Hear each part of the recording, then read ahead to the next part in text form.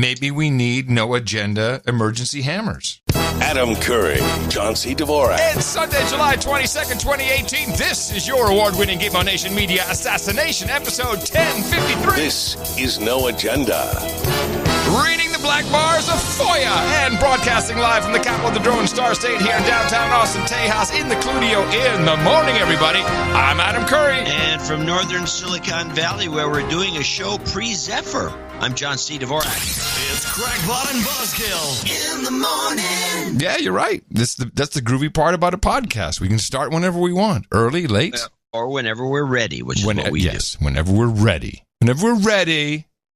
Man, a lot of grief. Got a lot of grief. I think that you could open every show with that. I got a lot of grief. We hit Belgium head on with the rain sticks. Just got the lower half of the Netherlands, but we discussed this on Twitter. I really have nothing to say. You know my position on this. Yeah, I can hold myself blameless for this mess. Well, it gets worse because we have a very serious request from Norway now. So first of all, it rained everywhere except in the Netherlands where we wanted it to rain. And thanks, Muslim clerics, a lot of good your praying did. That didn't help much.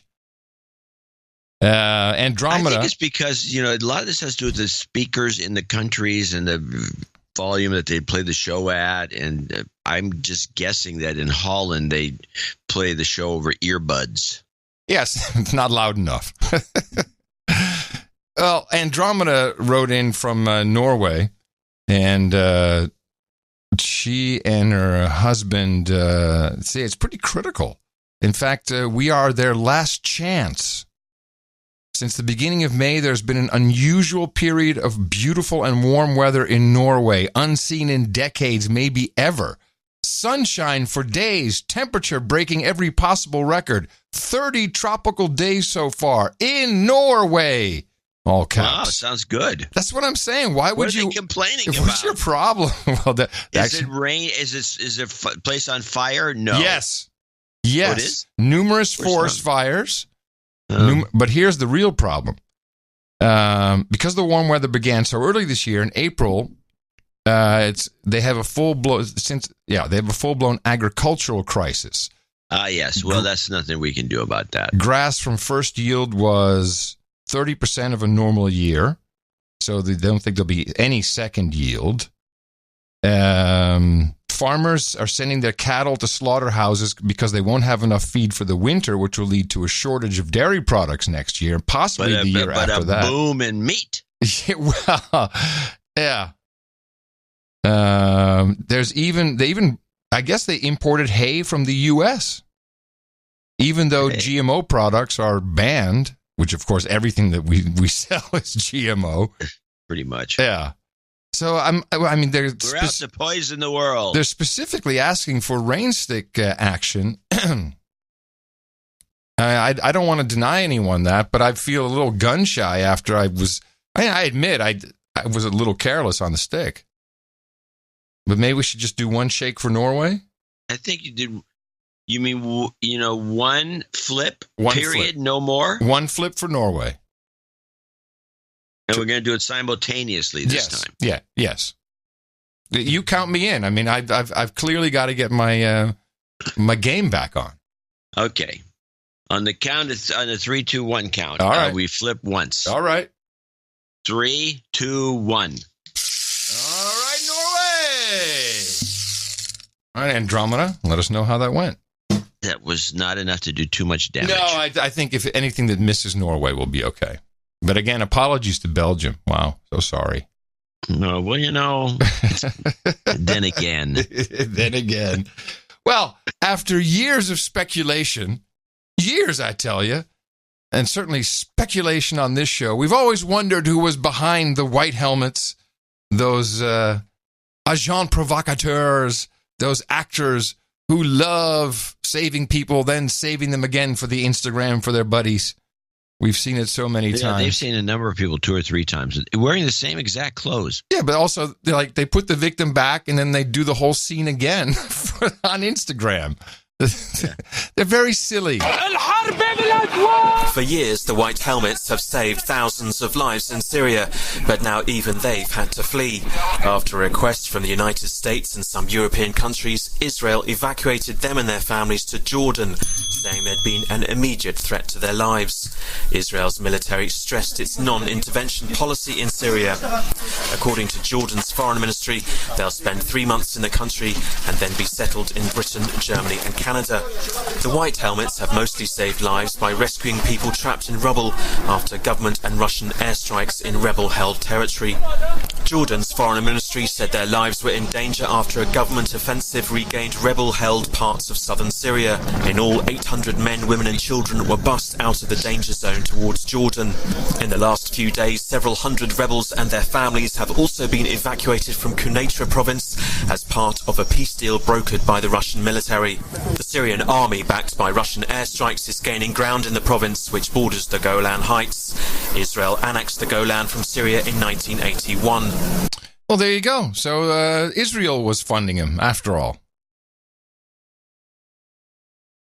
I find that weird. Why? Because of all these variant reports we kept getting. Well, remember, the whole strategy behind the White Helmets is, keep telling lies about what's been going on. And therefore, more intervention, more pushback, more bombs. Even Trump bombed a couple times. To me, it seems very clear. Israel was behind it, and they're extracting him. Now that we apparently have some deal that no one's reporting on. I mean, was there any big headline breaking news for you? That was the secret meeting between Putin and Trump. Well, yes, it's reporting obviously. On. So he hooked it up. So he's got Russia working with Israel. They're going to take care of the Syria situation. How that affects Iran is a little unclear, but that must have been part of the deal. Like, all right, keep Iran out of there, and we'll let you guys do whatever you need to do. And now it looks like 2 million Syrian refugees can go home. Well, let's hope that's exactly what happens. Well, of course we hope that's what happens. I wouldn't want any other way. I'm just a little irked that the Israelis were behind the White Helmets. It seems very obvious to me. Huh. Well, again, this is not proof positive by any means. It's of course. Oh, yeah, coincidence. Why? Well, all right, fine, coincidence. Could be. Yeah, it could be. I'm not buying it. It seems like they were the bad actors. On that part, I mean, everyone is a bad actor. But there's been no announcements, no overview, no real explanation of what the deal was. But yeah, of course, that's what they discussed. Let's subpoena the translators. Nut jobs. Seriously, nut jobs. But they're completely out of control. The media has lost it. This guy, Mark Shields, that's on the PBS NewsHour on Fridays with Brooks. Yeah, the right. guy, yeah. Besides, now he's like apoplectic over Trump. Ooh, good word. Would you please explain apoplectic? A wreck. Okay. He's a wreck, yes. And he, do I have these clips here? These were my Shields clips. Yeah, I got it here. I got Shields on Trump Putin. Yeah, I guess Shields on... What is this? I don't know. I have clips here. Did you print off the wrong clip list? I'm going to have to think that. Okay. Why don't I play it and you can hit Control P? Oh, wait. Let me set it up. Okay. Let me set it up. He is not only shaking now when he's talking about Trump. Ooh. He's getting liver spots all over his face. Oh, God. His hair is kind of like doesn't look right, like a bad hair day. He's just a wreck. Oh, he's getting sick from it. This is a bad situation. I've seen this happen. I will relate an anecdote that my daughter's told. She said she's out at some restaurant and there's a guy sitting nearby bitching about Trump and then bitching about the fact that since Trump's been elected, he's developed high blood pressure and has to take a bunch of medication. Oh, God. This is unhealthy behavior, people. That's what we've been saying all along. Jeez. But let's listen to this guy go nuts. All right. Meanwhile, you get the flat cable and put it in the RS-232. We're left with, Judy, a week of, I think, a blow to the United States of America. I don't think there's any question about it, to our leadership, the fraying of our relations with our longtime allies, a dismissal, almost a disparagement by the American president of democratically elected leaders and the messy problems that democracy requires, an adulation, a flattery, a giant sucking sound in the company of the Russian dictator, the president's part. And Dan Baltz, perhaps as respected a writer as there is on politics in America, wrote, is when the setting called for a show of strength and resolve, Trump instead offered deference, defensiveness, equivocation, and weakness. And I think that's fair. So does Shields not have an original thought of his own? He has to quote other authors? I guess. I mean, I find that to be humiliating. But, I mean, if you're a pundit. Yeah, you should have your own opinions. You're a pundit. You're a pundit for a reason. You're there to express your opinions, not to quote somebody else's opinions you think are superior. The way I look at it, well, let's get that guy on the show. Why do we want you? Why do we want you? And we can almost predict who's going to have a heart attack first. Seriously. We're seeing a lot of heart attacks in the making. From a lot of these guys who are just spitting mad.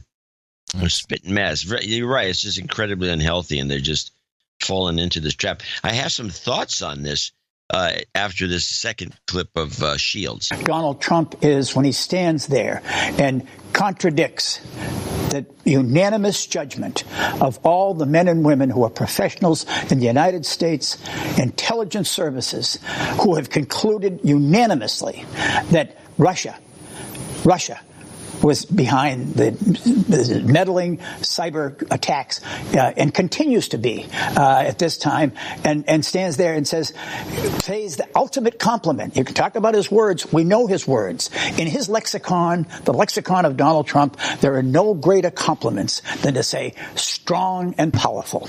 And whom did he call? To call anybody weak is the ultimate insult. And he paid the ultimate compliment to Mr. Putin as he stood there and refusing to endorse and support the work of the American intelligent professionals in public. I've never seen a situation like that before. No American president's ever done. There was That sounds like the ultimate compliment to me. The guy, he did have some right analysis there about what Trump thinks is a compliment, what he thinks is an insult. Weak. We've discussed weak on the show some time ago. Right. So this guy promotes the bull crap that 100%. In fact, he's taking it further about the intelligence agencies all agreeing. Mm-hmm. Now it's unanimous. And he says the men and women. He's talking about every single intelligence agent and on every agency. Yeah. Well, he would know. I guess. I just had a great idea for a strategy for the Democrats.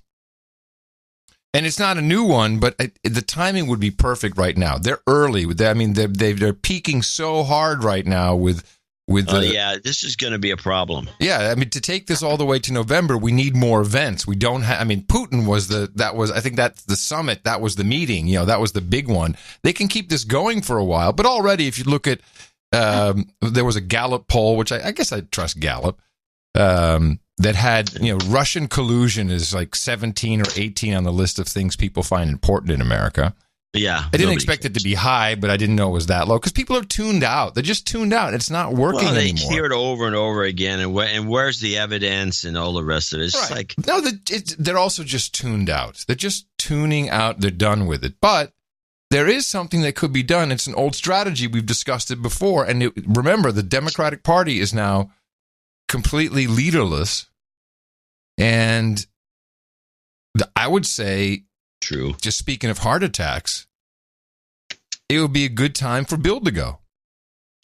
Yeah, actually. Because then we could have a solid 6 weeks of mourning and video, lots of video about his values, how great he was, how he Hillary balanced was there. the budget. Yes, how he got rid of Yugoslavia, all kinds of great things that we could miss on. I mean, he was a fun president, I'll say. He had his good moments. But then, that would kind of ramp up into reestablishing the Democratic Party values, and then Hillary could come back in very smoothly and really start to bring people back together, whether for herself or for somebody else. But it would be probably for herself. I'm just saying it would be an interesting strategy. Not for Bill, of course. He might not think it's so interesting. No, and Bill's not really, I think he's not really upset about anything. I mean, he's not like this Shields guy who's upset. He's apoplectic, as I like to say. Yeah. Bill's not. He just thinks it's great because it's just fine. He doesn't care. Yeah. So he's not really a candidate for an immediate heart attack. But have you seen him? Yeah, he looks like hell. Yeah, it's a shadow of his former self. It wouldn't surprise anybody if he dropped exactly. Dead. And the Hag team, they'd be ready. Did you see David Rockefeller when he was 99? I mean, the guy went for another decade or so. He looked like he was the walking dead. Well, that's because he drinks infant blood or something. Yeah, that's what those guys do. I have one deranged clip from NPR, which has just been such a joy to listen to. NPR News. This is actually the week in the news. It's an actual news program, not just some about the news. It's about the news. Yes, Jack Beatty back once again. Well, I didn't realize that Fifth Avenue ran through Helsinki. Now, that was to me the revelation. During the campaign, the candidate Trump said, my people will support me even if I go out on Fifth Avenue and shoot somebody. Well, the New York Daily News on Tuesday had a cover showing Trump and Putin walking down Fifth Avenue. Putin is bare-chested, by the way, and Trump is holding a pistol and he's shooting Uncle Sam. That press conference was the Fifth Avenue moment. And it told Trump, or I think the danger is it told Trump that he can get away with almost anything. Because what was the response? According to one poll, 79% of Republicans thought that debacle press conference. Is it debacle? Is it debacle? Debacle? Yes, debacle. I don't think debacle is I don't think it's an alternative. From now on, it is. Debacle. It's a debacle, baby. My debacle was a debris, let me tell you. Because what was the response? According to one poll, 79% of Republicans thought that debacle of a press conference and the meeting was a success. Meanwhile, in Russia, the host of a state TV program said Trump, quote, smells like an agent of the Kremlin. There was some hand-wringing in Congress, but nothing very decisive. In fact, the House voted down a measure to increase election security spending. And if Trump has got the message he can get away with anything, we're on the road to Norm Ornstein's nightmare. He's, of course, the AEI political expert. His nightmare is that Trump fires Mueller, pardons himself and everybody else, sends his followers into the streets, and after the inevitable bloodshed, declares martial law. Now, you say, well, that can't happen. Well, who would have thought that the president could openly collude, not only openly collude, openly canoodle with the strong and powerful Kremlin leader and would receive 79% response from Republicans? There you go. Canoodle, baby.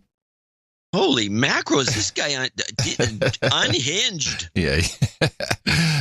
And by the way, finally was the Huffington Post finally wrote something that's been bothering me for a while about... By the way, that was one hell of a clip you dug up there. Thank you. But no. No, it's okay. I don't think so either. What was I going to say?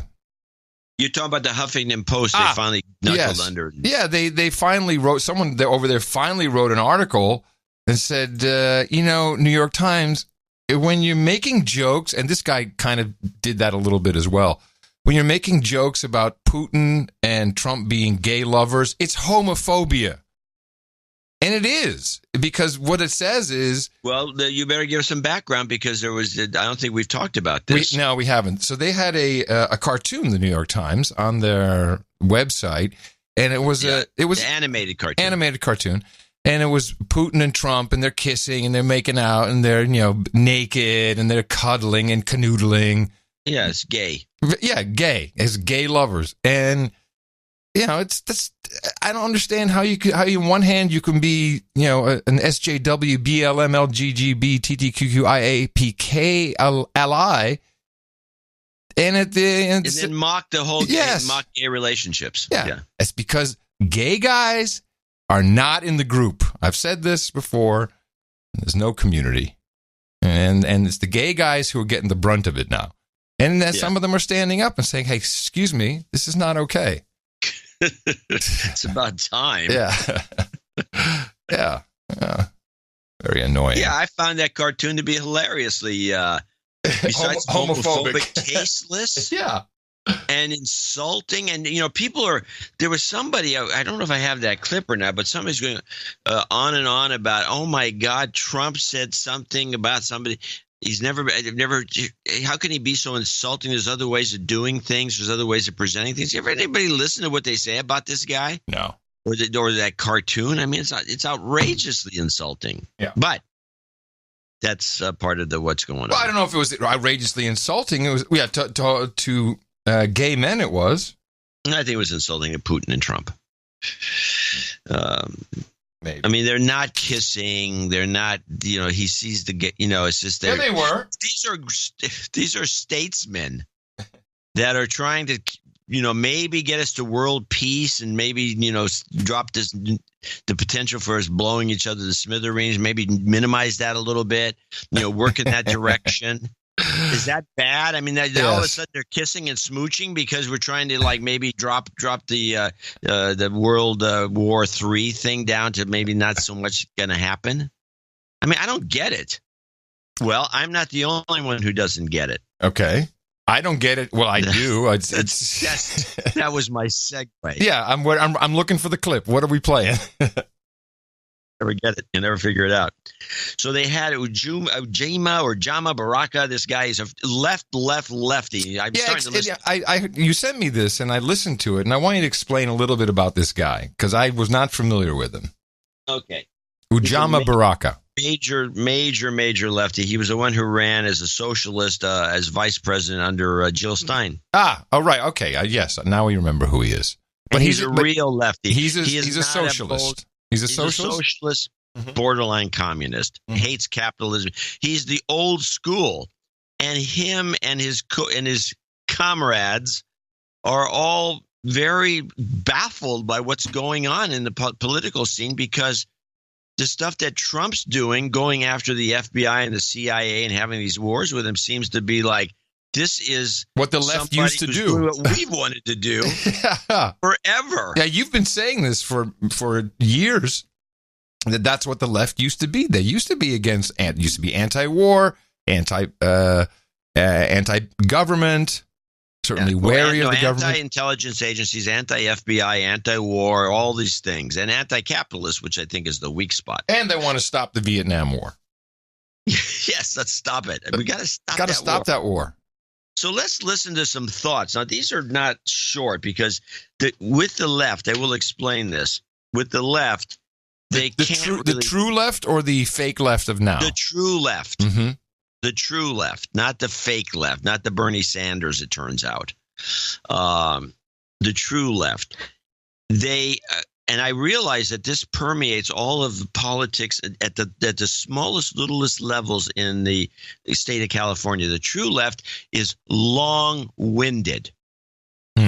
They can't be concise. They can't just say something. They have to go on and on and on. And this, I'm reminded of when JC was a kid, and we were thinking of taking him to child care in this little area in Albany, but to take your child there, you had to take part.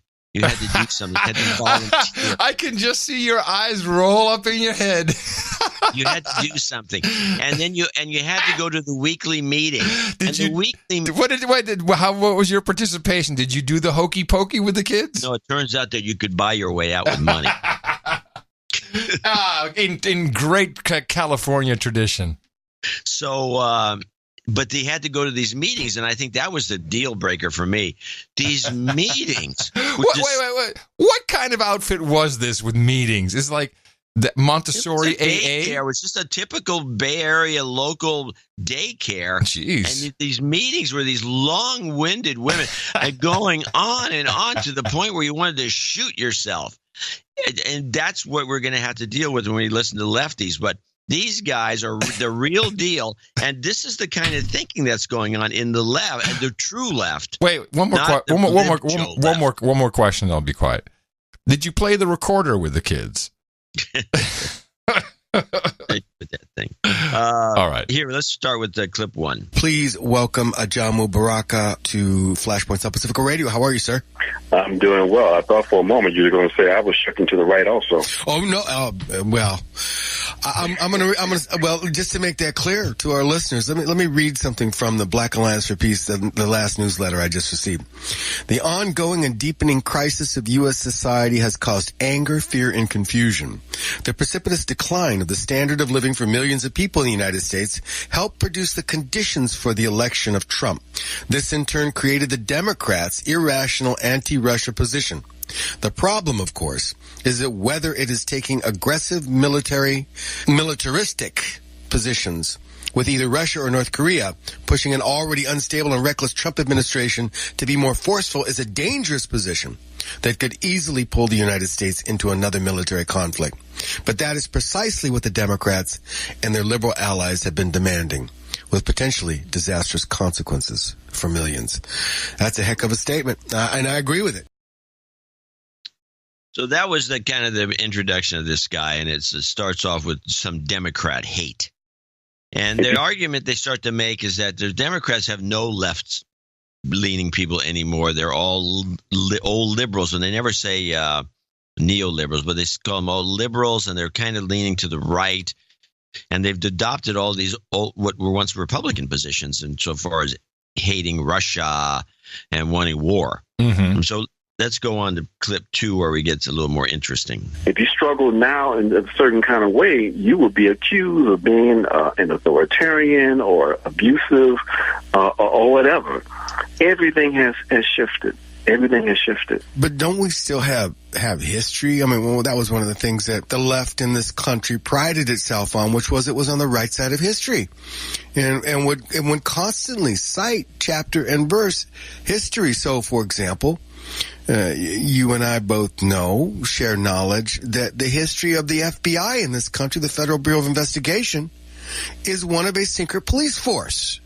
Has largely been one of repression, particularly when it comes to the relationship of the FBI to the black community in this country.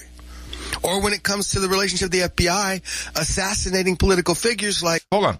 What is the historical bad relationship between the FBI and the black community in this country? Well, it goes back to the assassination of Martin Luther King. We're sure the FBI did that. They're pretty convinced of it, and they also got some of the records from the old J. Edgar Hoover thing, where they put a tail on anyone who was who had anything to do with King, with civil rights, had a tail put on them. The FBI was following them around and bugging their phones. And all right, good. It goes. I mean, you could. This book's written about it, but this thing here, what he's about to say, is the one that kind of got me. Because he said it on some other show, the guy who's the host, about this assassination of this Puerto Rican guy. I don't know anything about this, but back it up. When it comes to the relationship of the FBI to the black community in this country. Or when it comes to the relationship of the FBI assassinating political figures like Filiberto Ojeda Rios in Puerto Rico, right? We know that. It sounds like from his pronunciation he's got an axe to grind with it, that's for sure. But just because he has, I think this guy's a Latino, maybe. That's what I'm saying. That's what I'm saying. You know, he's got. But who is this guy that was assassinated in Puerto Rico? John, they're on local Berkeley radio. Who cares? It's not as local as no one's listening. Filiberto Ojeda Rios in Puerto Rico, right? We know that. But just because Trump criticizes the FBI and Mueller and says that they're putting one on him doesn't automatically eliminate what we know about the FBI. But suddenly, we've got these fools who are saying, we should not be criticizing the FBI. Look, Kevin, I'm not going to call this person's name. There was someone I saw on Facebook just yesterday, one of the well-known, if not famous, leftists in this country, who was circulating a story from the Daily Cost, one of those liberal rags. The Daily Caller, that's in which they were the central character in that story was John Brennan, who was in fact criticizing Trump and basically saying that what he did was essentially traitorous. And so I'm thinking, why would this individual be highlighting and legitimizing a criminal like John Brennan? This is the kind of confusion that we have at this point. Now, how does he know John Brennan's a criminal? It's just by definition. Okay. So now we're talking, this is the real left, and this is one of the things that we don't do on this show, which is look at the other side, but not the other bogus side, not the Bernie Sanders actual side, the actual other side. The actual other side of the fence, and hear what they have to say, because they're completely beside themselves witnessing this, because it makes no sense to them, and this is kind of brought to a head in clip 3. The fact that there was this off-the-shelf illegal intelligence operation that seemed to take form in July of 2016 under the auspices and control of Democratic Party operatives to infiltrate and to begin to gather information on the Trump campaign in order to either come up with a quote-unquote October surprise, or to, in fact, as Peter Strzok said, to have a insurance policy just in case of the unlikely possibility of Donald Trump winning. So this criminality that Trump refers to all the time took place at the highest levels of the FBI and the CIA. They roped in the DSA and under the leadership of the Director of National Intelligence.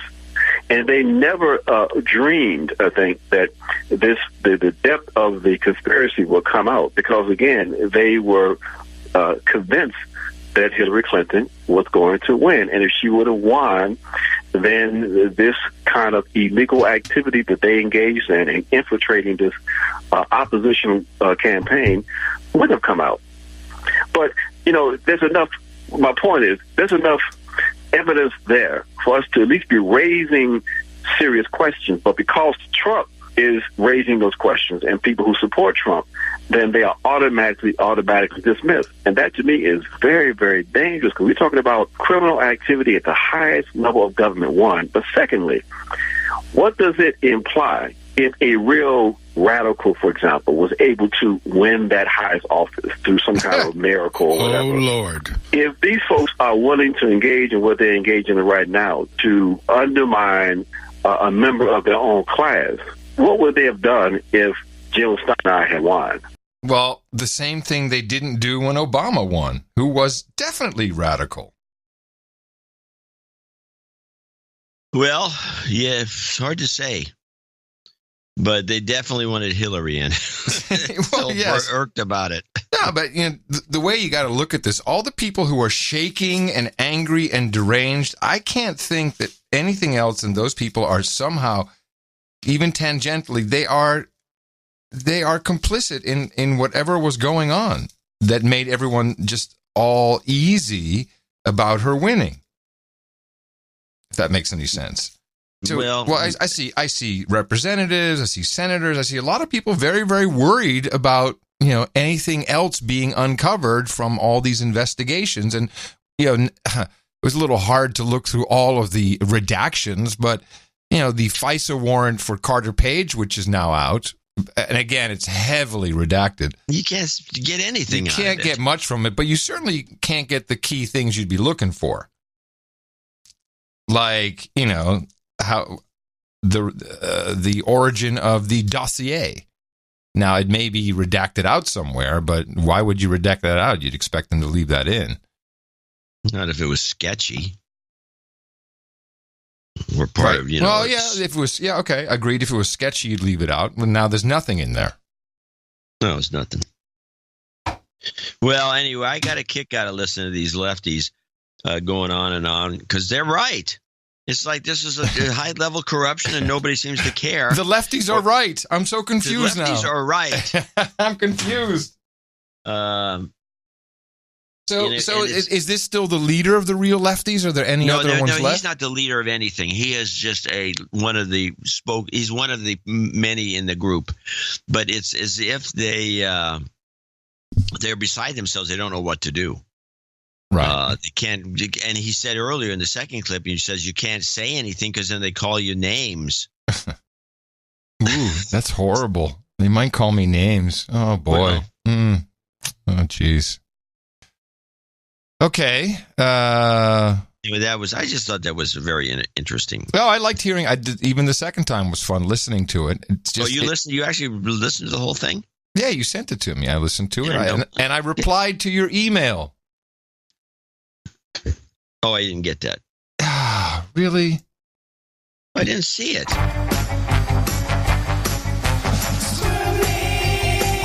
Come on, go find it. Go to your squirrel mail, John. Yeah, find it. I know you can find my email. That's right.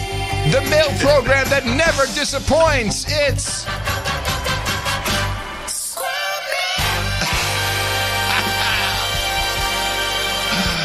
Wow! Gives the product a whole new boost.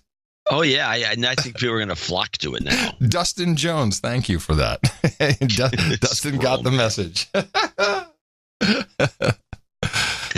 Let's see. I did get a couple other things. Hold on a second. I actually went to Squirrel Mail, and thank you for that because I needed to...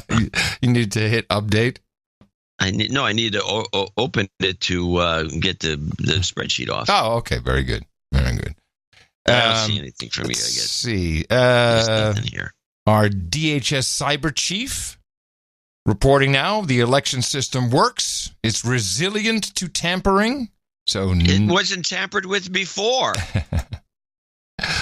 Yes, right. That's correct. But just letting you know what they're saying.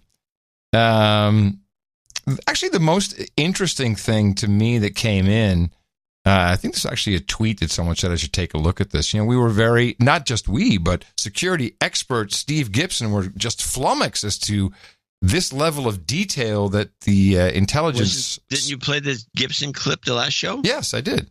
Yeah. I'm not going to play it again. I'm just referring to the last show. Okay.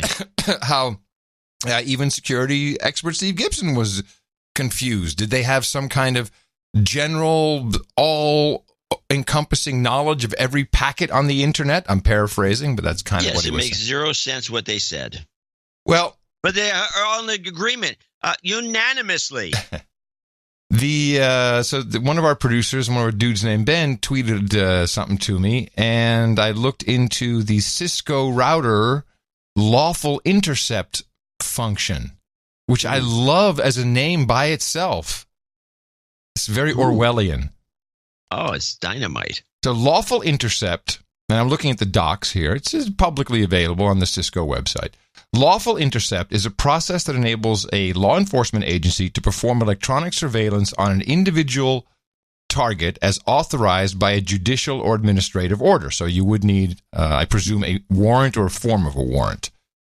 To facilitate the lawful intercept process, certain legislation regulations require service providers and internet service providers to implement their networks to explicitly support authorized electronic surveillance.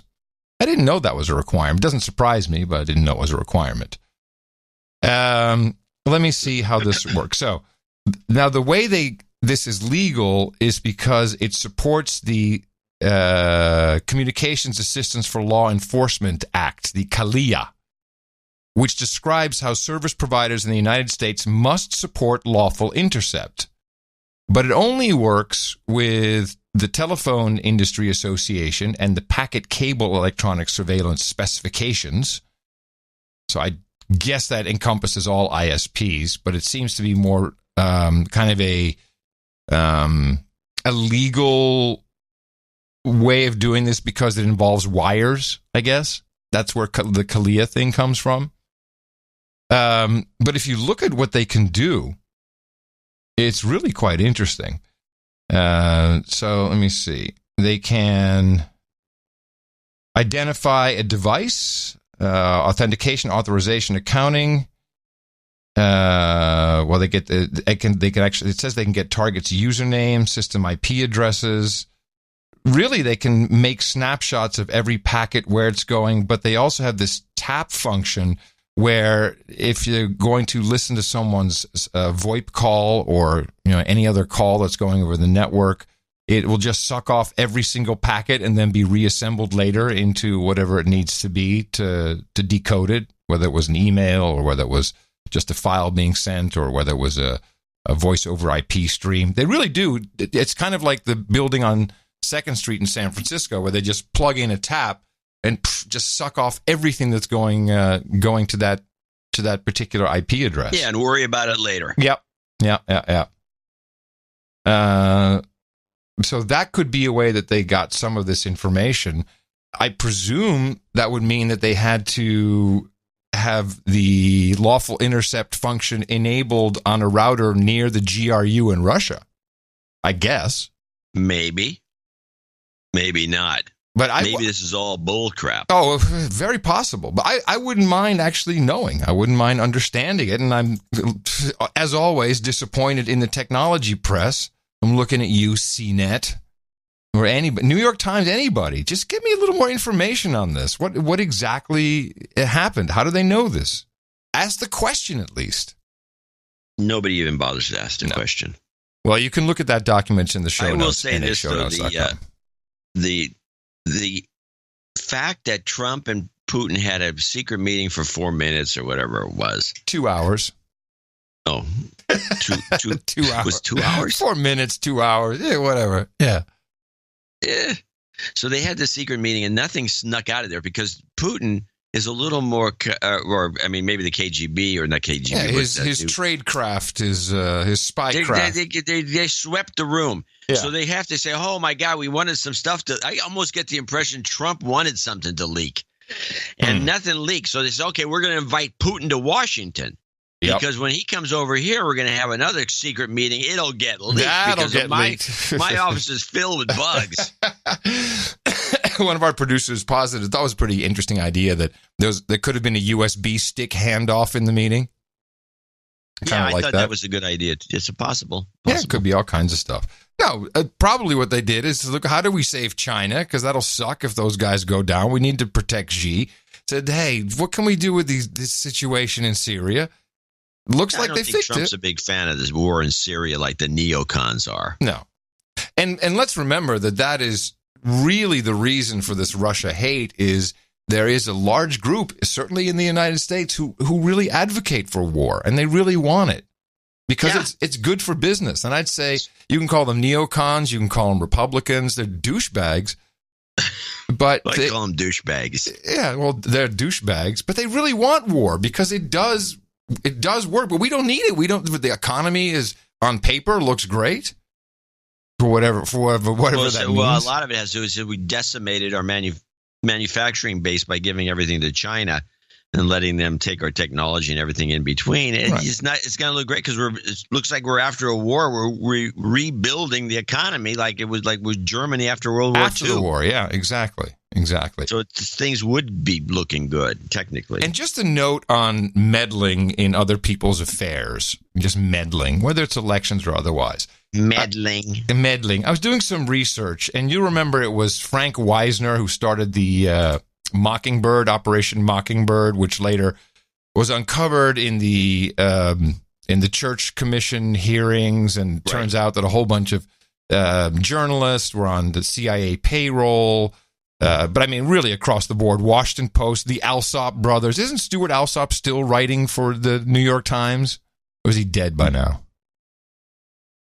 The venture capitalist Stuart Alsop, who was the editor of InfoWorld? At the time, New York Herald Tribune. No, you're thinking that's a different Alsop. You're thinking Stuart Alsop's the guy that we know. He's the that says guy well, in it San says Francisco. Stuart Alsop here. In Well, this he's different, the son. different. Oh, okay. The family's got everyone's name pretty much the same. Okay. So it was his dad then.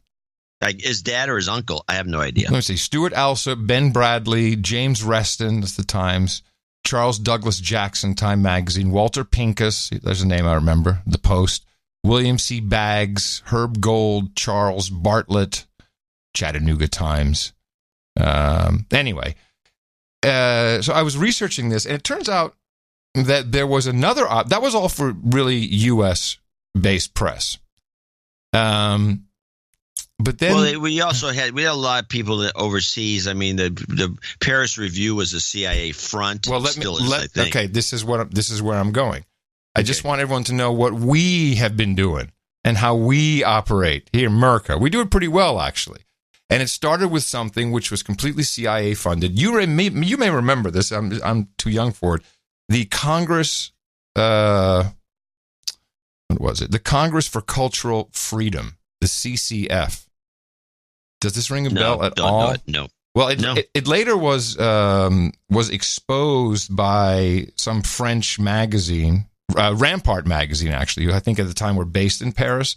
But this thing was an operation where they just had hundreds of millions of dollars, and they were giving it to agents and contractors worldwide, but mainly in Europe, to influence, the post-Second World War, Cold War Europe to accept the, quote, American way. And they financed the Boston Philharmonic Orchestra to go over and play, but they did big parties for artists. They had, these CIA-connected spooks would have galleries. They had co-opted, there's always been speculated they co-opted Andy Warhol, or at least liked his soup cans and Brillo pads so much because it projected Americana. And there was just hundreds of millions of dollars being spent on psychologically indoctrinating the artistic intelligentsia of Western Europe. And it was a huge program. I've never heard anyone really talk about it. Yes, there has been some discussion about this co-opting the art community by the CIA to promote American values, especially overseas where they really didn't exist much. And this is 60s, 70s when this was taking place. Yeah. I don't know too much about it. I've heard a couple of things. Even recently, they've been trying to do stuff like that. Well, we still have Voice of America proudly beaming out on I'm long wave in the arts. Oh, in yeah. The arts. Well, music. I think a lot of music has potential for influence. Just getting it played. I'm still waiting for my CIA check. Yeah, where is it? I taught Holland how to say Madonna. Come on, guys, give me a check. Yeah, well, But it's really fascinating. You already did that. Just water under the bridge. You don't. It's like you don't pay the guy afterwards. No. But I did put a couple of links in the show notes, nashownotes.com, and learn about the Congress for Cultural Freedom. It was truly a fantastic operation. And, we just go straight for the entertainment. And through that, I learned that both 1984 and Animal Farm the endings were edited by the CIA, different from the book. That's where that whole Hollywood office started. So if you read Animal Farm and you look at the U.S. production of Animal Farm, at the end in the animated movie, it's just the pigs who are left over. In the book, of course, it's the pigs and the farmers, and there's open to interpretation as to what happens. It's a little different than the CIA edited version, and that's now all admitted that they sat there and said, "No, we can't have that." I don't really like the idea of the CIA making those sorts of artistic determinations. They're not really a bunch of artists. No. By their nature. They're not. They don't have artist sensibilities. Mm-hmm. So, but what are you going to do? No. But since you brought a word up, I might as well play this little clip and get it out of the way, because I know you've been wanting this one. This is Carling. It says Carling on Nice, Fine, and Great. Well, I know what it is that bothers me about that whole thing. It's the word nice. It's just a weak word. Doesn't have a lot of character, you know. Nice. Isn't he nice? Oh, he is so nice. And she's nice, too. Isn't that nice? How nice they are. I don't care for that, you know? It's like fine. There's another word. How are you? Fine. Bullshit! Nobody's fine. Hair is fine. How's your hair? Fine. That makes a lot more sense to me. Some guys are great. You ever meet those guys? Great. Isn't this great? God damn, this is great. Look, they're going to kill that guy. Isn't that great? That's great. Yeah, Tina is smiling, I know. We have lots of conversations about the word fine. I call it the F word. Before I'd heard this Carlin skit, I said, fine. Oh, that's the dreaded F word. It wasn't all that great. Oops, now I said the great word. Yeah. Great. Yeah, you're that guy. I am that guy. Before we hit our first break, we have another fantastic story. I'm not quite sure who's playing it or how or what the deal is, other than it just plays so well to the imagination. Moreover, her GQ spread, I didn't even know that this woman had done a spread in GQ. This is the new Russian spy. What is her name? Marina? Yeah, is this the redhead or is this another one? This is a different one. I mean, it's from Central Casting. It couldn't be any better. She's another redhead Russian. I saw her. I didn't clip any of this, but I saw her and I said, wow, she's following that kind of Russian kind of style where she's kind of pretty when she's young and then she starts looking like a babushka pretty early. The ankles balloon. And I'm thinking, geez.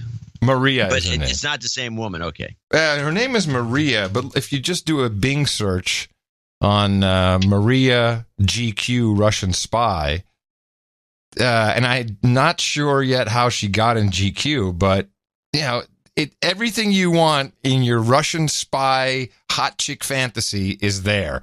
And here's a little background because we have spies amongst us, baby. It's just like the movies. I'm a representative of Russian Federation. In this video and in a photo shoot for GQ, 29-year-old Maria Butina looks like a Russian spy out of Central Casting. She came to the U.S. on a student visa in 2016. But the Justice Department alleges she took steps to develop relationships with American politicians in order to... Now, what bothers me about the reporting, besides it being typically shit and just so incomplete, if she came in on a student visa in 2016, she should be deported. It sounds like she changed her status or something happened, the reason why she is still here at all.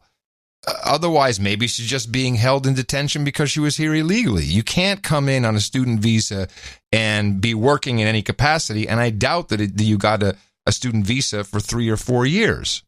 Those typically go year by year.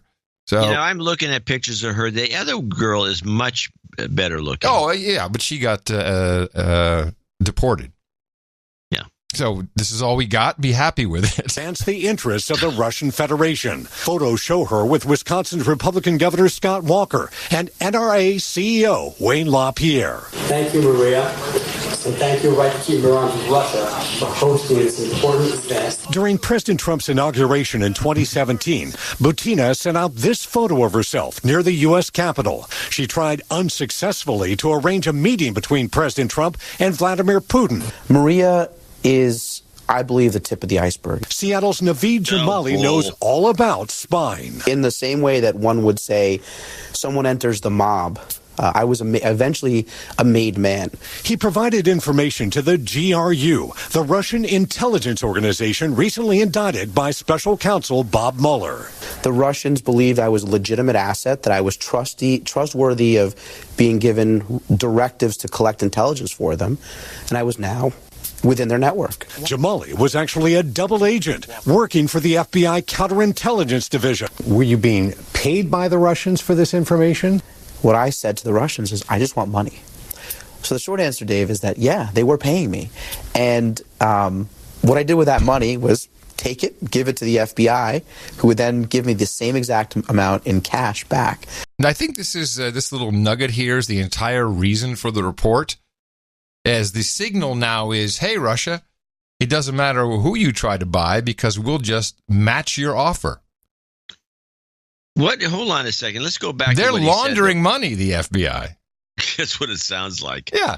But he says he took the money to the FBI and they gave him cash back. Yeah. What was the form of money the Russians were paying in? Pigs? Bitcoin? I don't know. I think it's irrelevant. Vague. It's irrelevant. I'm sure it wasn't a check but from the GRU. What's happening is it's the same process as money laundering, but I think it's also a message like, you know. Yeah, no, I get the message part. I just don't get his explanation. What he's telling me doesn't make any sense at all, but okay. Intelligence for them, and I was now within their network. Jamali was actually a double agent working for the FBI counterintelligence division. Were you being paid by the Russians for this information? What I said to the Russians is, I just want money. So the short answer, Dave, is that, yeah, they were paying me. And what I did with that money was take it, give it to the FBI, who would then give me the same exact amount in cash back. Yeah, so it sounds like it was an online transaction, and then he got cash. What a gig. So I'm happy to say that not only were we able to beat the Russians, but they were actually funding our efforts against them. Seattle is not immune to Russian espionage. FBI investigators tell me they kept a close watch on the now evicted Russian diplomats working at the consulate in Madison Park. And as we first reported 2 years ago, the Russians have been attempting to infiltrate some of our biggest employers, including Boeing, Amazon, and Microsoft. Whatever they can do to gain an advantage, it happens every single day. Corporate espionage. It's happening, yes. As Maria Butina works her way through our justice system, there are more alleged spies behind her, including some keeping a close watch on the Pacific Northwest. I know there are. Even though the consulate here has been closed, I have no doubt that there was a network that supported that intelligence collection efforts that relied on non-uniform, non-diplomatic cover personnel. And I very much believe that that network would stay in place here. Yeah. Good old Seattle. Filled with Ruskies. Hot ones. Hot ones. Hot Ruskies in Seattle. She's really not hot, but she knows how to carry herself. And she was sleeping with people. Like, for information. You know, if some woman wants to go out and start sleeping with people, just randomly. Spy. Just got to be a spy. I think she'd probably meet a few people. Yeah. See? You know, what's her name? She's sleeping with everybody. She's sleeping with everybody? What's her phone number? John. Then, let me see. Oh, yes. Browder now has to defend his reputation after Vladimir Putin. He has a reputation? I guess he's got something to defend. And when you need to go defend your reputation as a right-winger, where do you go? To the money, honey. You go to Maria Bartiromo. Or in this case, Maria, would you blow me? Tell us about that, because just to briefly go through your story, at one point, you were one of the leading investors in Russia. You owned a lot of Russian companies, Russian stocks in your Hermitage Capital Fund. You were living between Moscow and London. You were traveling back and forth all the time. When you became aware of corruption going on, oligarchs stealing money from Russian... What? There's corruption going on? What am I doing here in Russia right after the Soviet Union collapsed? I don't understand. Companies, you wanted... Go ahead. It's so stupid. I mean, you don't even go to Russia for the first time without being told, just reams of information about the corruption in Russia. It's, where not to go. Before the fall of communism, and it got worse after. Yeah. So he's all of a sudden... out of the blue, he's what? He was a legitimate businessman doing legitimate business in Russia. No way. This is a bullcrap story. Well, it's Maria Bartiromo. Aware of corruption going on, oligarchs stealing money from Russian companies. You wanted it stopped. You started to become more of an active investor, calling out this. And then what happened, Bill? Oh, yeah. Well, so after exposing corruption in these big companies like Gazprom, Putin expelled me from the country, declared me as a threat to national security. The police then raided my offices in Moscow, seized all my documents. I had a young lawyer named Sergei Magnitsky start to investigate, and he figured out that they seized those documents to steal $230 million of taxes that we paid to the Russian government. He exposed it. He was then arrested by some of the people he exposed, put in pretrial detention, tortured for 358 days, and then killed at the age of 37 in a Russian prison on November 16th, 2009. Wow. And since then, I put aside everything else I'm doing on a mission to get justice for Sergei Magnitsky, which has... get justice for Sergei. And this guy, he needs to just stop bleating. Because anybody who renounces their citizenship doesn't deserve any protection. Wouldn't you say? Yes, he renounces American citizenship, which is suspect, except for one reason, which some people will do. Taxes. Yeah. Although some people have done it for political reasons. Few. Very, very few. But I know one. And but it happens. But this guy seems smarmy. I have one more clip here. This is not, this is a very serious matter. Now, the charges that he levels against you, which were all debunked, we should say, but he says you avoided taxes in Russia and in the U.S. and that you gave hundreds of millions of dollars to Hillary Clinton. Your reaction? Your reaction. Well, what kind of question is that? Your reaction. That's the Larry King method. Well, no, Larry King, I've your response. Studied Larry King. Larry King has never said that. He says stuff like, your response. Yeah, he does. Well, to maybe a caller. Okay. Well, I don't like it. Hillary Clinton, your reaction. I don't like it either. Well, he's been throwing out charges against me like candy. These particular charges have been analyzed by the U.S. Department of Justice, by the British government, by Interpol, by the German government, and have all been rejected outright. It's just complete nonsense. In terms of the Hillary Clinton campaign contributions, I've given zero contributions to Hillary Clinton in any campaign. I do not make U.S. campaign contributions. And in fact, this $400 million number that he threw out, they then walked back to 400,000 the next day, and the real number is zero. It's an interesting. Okay, well, there you go. Was it walked back to 400,000? I don't remember that. That's what he's saying. I think I would have noticed. That's what he's saying. It was walked back. Where? How come it never showed up in any of the news reports? You'd think it would have with everybody against Trump and Putin. You'd think. That sounds like he's just buffaloing her. Yeah. Maybe somebody in the chat room can do some research for us. Okay. Troll room. Yes.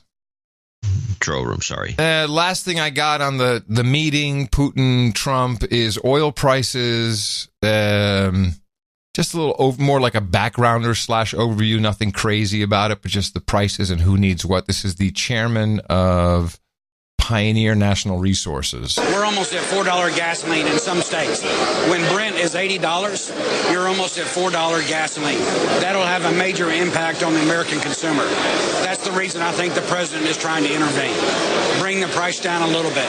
Let's look at the top line number. The U.S. is at a record nearly 11 million barrels a day. Your projections are to get to 15 million, which is extraordinary, passing Russia and Saudi Arabia comfortably. What's the time frame? It's over the next 7 to 8 years, maybe 10 years, but we'll see a lot of it in the next 5 years. We'll be at 13 fairly quickly. We'll surpass Russia here shortly in the next 3 to 4 months. We'll be at 15 sometime in 2026. How about the trade sanctions that we see the U.S. applying on China, on Canada, on the European Union? Do you worry as a U.S. chief executive that the American president is being too aggressive? Yes, well, it's affecting us at least two things. One, exports. We do export as a country to China about 300,000 barrels of oil per day. Now, we hope that if they do put tariffs on oil, China does, we can find another home for that 300,000 barrels. Secondly, the pipe tariffs. So we use a lot of pipe in our industry. And so it's raising the cost of the pipe 20, 25, 30% by putting tariffs on foreign steel. Do you think we're on the precipice of something more severe, though, that the tariffs could lead to a severe slowdown in 2019 or not? I don't think so.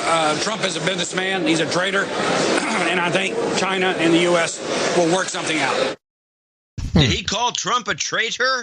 Yes, he's a traitor. Okay, so that could mean that oil prices may go down a little bit, or what is it? I don't track it. Is it 70 now a barrel? I'd have to look. I can look in a second. But I'll tell you this. They're pumping if we're going to keep this going, this craziness continuing, we're going to pump ourselves into a glut, and the price of oil is going to drop through the floor. I mean, that's the only end result of what they're doing. That's here. what it sounds like. In particular, what I didn't think about that. Now, the price of regular crude, not Brent, is 68. What's Brent? That's a better product. No, I mean, what's the price? I don't. It's not on my list.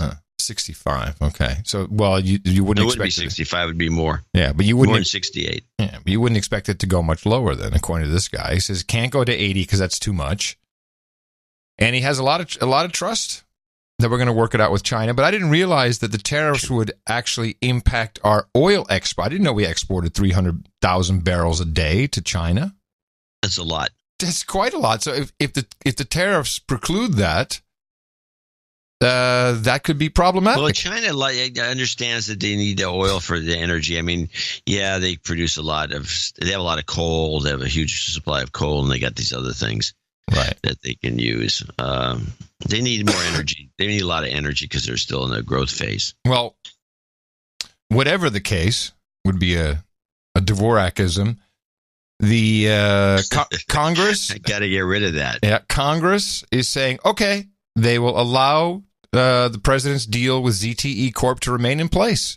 No sanctions or adjusted sanctions for ZTE. So crisis averted on one hand. I think Trump had to show, according to my thesis, which is that he needed to help keep ZTE alive because it would possibly trigger a domino effect in the Chinese economy. I could be wrong. Or you believe what everyone else says, that it's to get Ivanka's trademarks passed in China and to build Trump Tower in Beijing or whatever. Yeah, whatever he can do that emoluments clause. Crap. He can do that anytime. It's not. You'd think, but it's not. But and Ivanka can, she's not like she's starving to death. I'm just saying that is what people cite as the reason. Democrats. Yes, Adam Schiff. Vote for us. Adam Schiff in particular. Adam Schiff. Yeah, there you go. There's a guy. But that's good news, because you'd think that, okay, if Trump, I'm just playing my thesis. If Trump said, all right, I'll fix that, and he fixed it, and how he did that, I don't know. That was some real backroom shit, because there were bills, everyone wanted to slap him down over that. So someone went out with a message and said, listen, we really got to do this. Now we need the quid pro quo. What are we going to get back? I don't know. It'll be something interesting. And with that, I'd like to thank you for your courage and say in the morning to you, John C. LSC stands for Cultural Freedom at Dvorak. In the morning to you, too, Mr. Adam Curry. Also in the morning, lost ships at sea, boots on the ground, feet in the air, subs in the water, and all the dames and knights out there. And in the morning to the troll room, anybody and everyone is welcome in the troll room at noagendastream.com when we do the show live. But it's a 24/7 operation, thanks to Void Zero and Space Force, Sir Bemrose and Space Force, who keep it running. And we have tons of cool shows on the stream. But we do the show live and we break in, and that's where everyone hangs out, the troll room, noagendastream.com. And in the morning to Nick the Rat. Besides having a fabulous show on the stream himself, Nick does plenty of artwork for us, and he has somehow pulled together the digital missiles, the attack, and showed us a landscape with Twitter missiles shooting skywards. Little Twitter birds with rocket plumes shooting out of their butts. It worked. Can't beat that. It worked. It worked well for the show. It explained a lot. Summarize the show. Summarize the show. Twitter birds with missile plumes shooting out of their butt. Thank you very much, Nick. And thank you to all the artists who support us. There. Well, hello, No Agenda Show. You came for the deconstruction. You stayed for the juvenile delinquency. I mean, the juvenile humor. Juvenile. We do have a few people to thank. We have 2 executive producers and 3 associates today. John Russ, I think it's Sir John Robinet. 33333 is our top executive producer. 33 with 33 cents. ITM John and Adam, it's a somewhat drunk donation. It's also a call out to all the douchebags and men, women overboard who have stopped listening or donating. If they've stopped listening, this message they won't be heard. Yes, to the person who thinks this does not apply to them. I mean you. Right. Only you can keep the No Agenda show alive. No jingles, no karma. Keep doing what you do. All right. Thank you. Thank you very much. Funk came in with $333. Highland, Indiana. Please use the name Funk and see donation note from Dale. Okay, I didn't do that. So I will go to Squirrel Mail. There we go.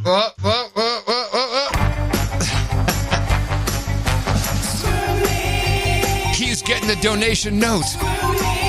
Going over to the Squirrel Mail. Looking up the name by email. He is the Squirrel Mail.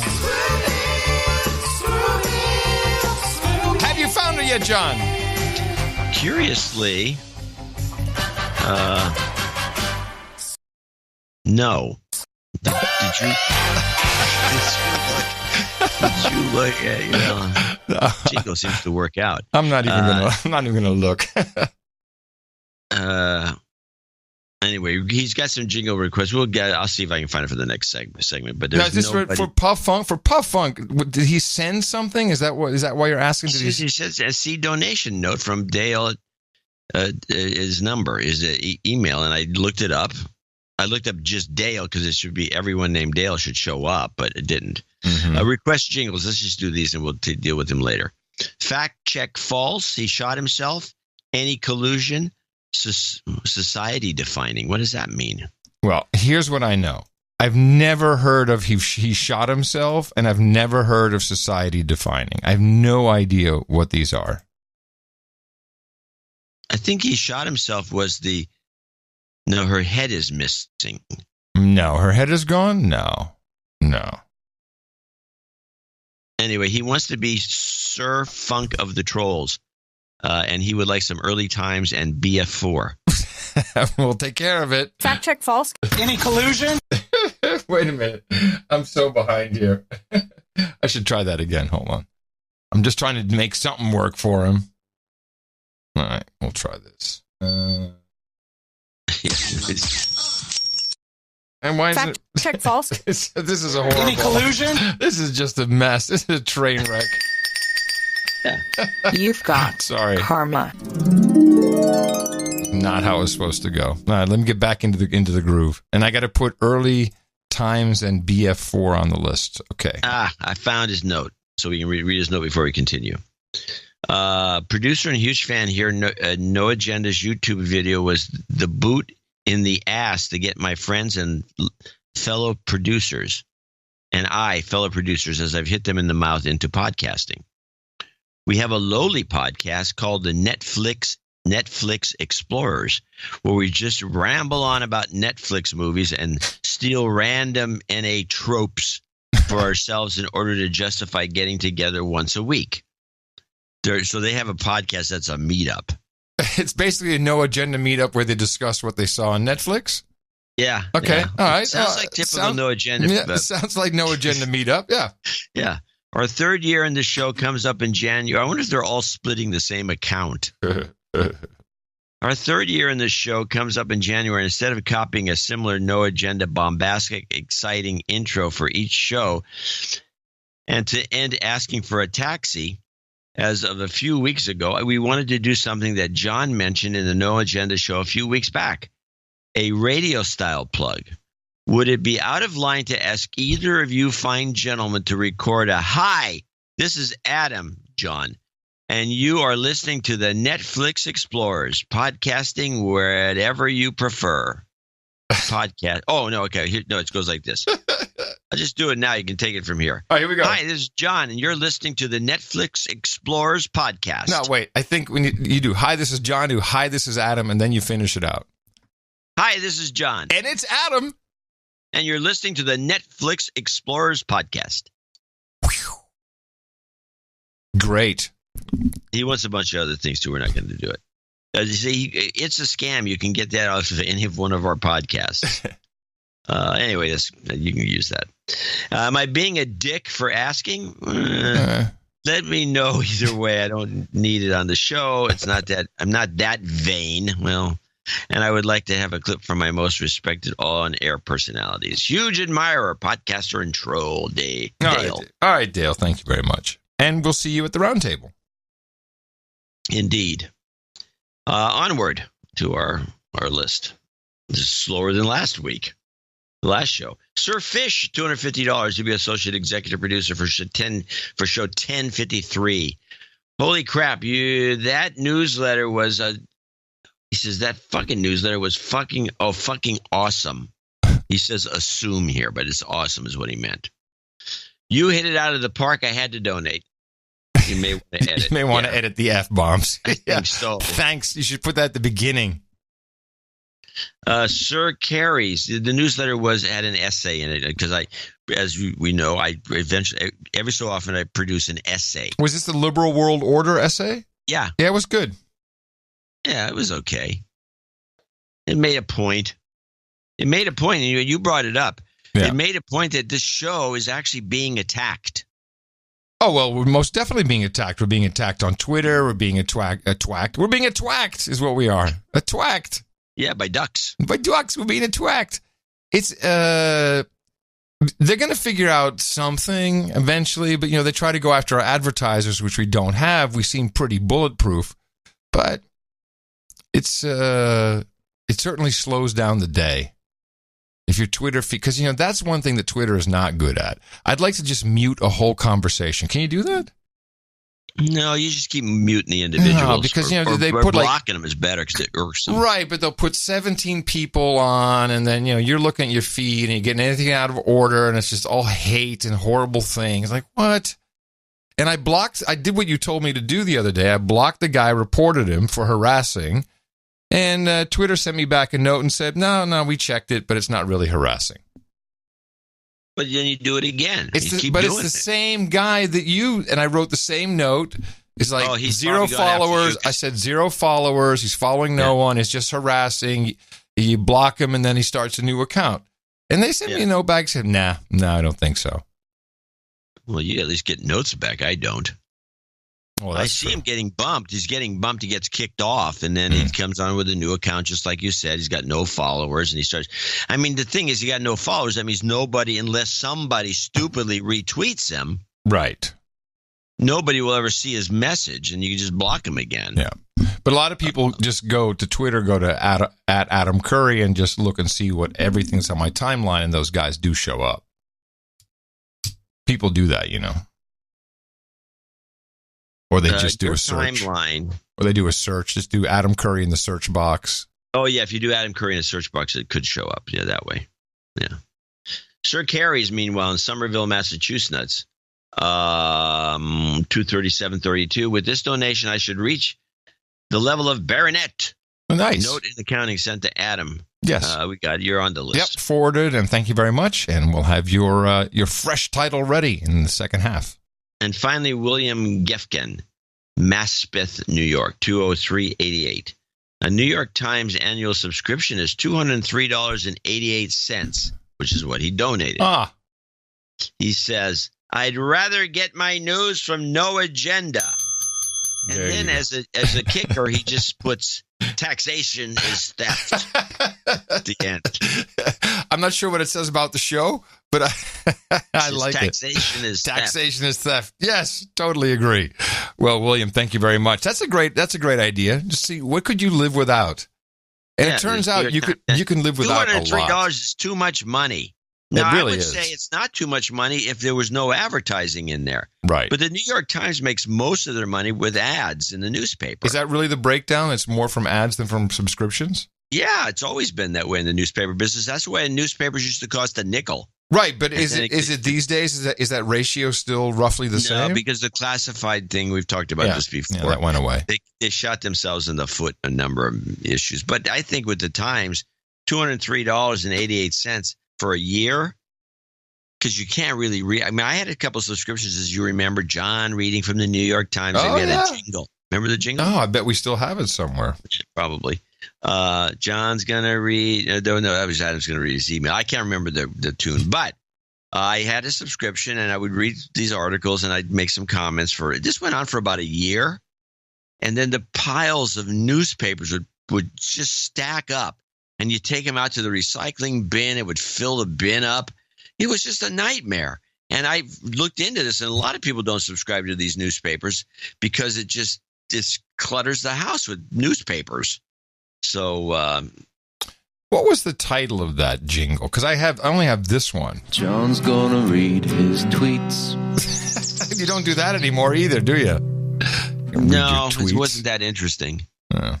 I know what you want is you really want me to go back to the face bag so I can read more of the story. I think about it. I say, no, here's what I want.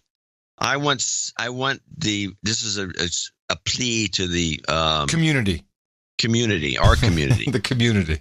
If you find some unhinged, especially if it's written in the form of a diatribe, like somebody is apoplectic, word of the day, forward it to Adam, and then he can read. Wait, what did you just say? Forward it to John so John can filter it, and this is going to be a deluge. No, most people won't. It will be a debacle. It'll be a debacle. Yes, it could be a debacle. We want to thank everyone who supported us, our associate and associate executive, and our executive producers both. 2 executive producers, and we had 3 associate executive producers. Thank you for keeping the show on the rails. It's how the value for value system works. It's how we've been keeping it all alive for over a decade. And these are actual credits that you can use anywhere that credits are understood and accepted. Try them on your LinkedIn, your resume. You can say you're an executive producer of No Agenda Show, episode 1053. We'll be thanking more people $50 and above coming up later, and a new show on Sunday. Dvorak.org/NA, where we continue to hand out the deconstruction, which you can go out and spread worldwide. Our formula is this. We go out, we hit people in the mouth.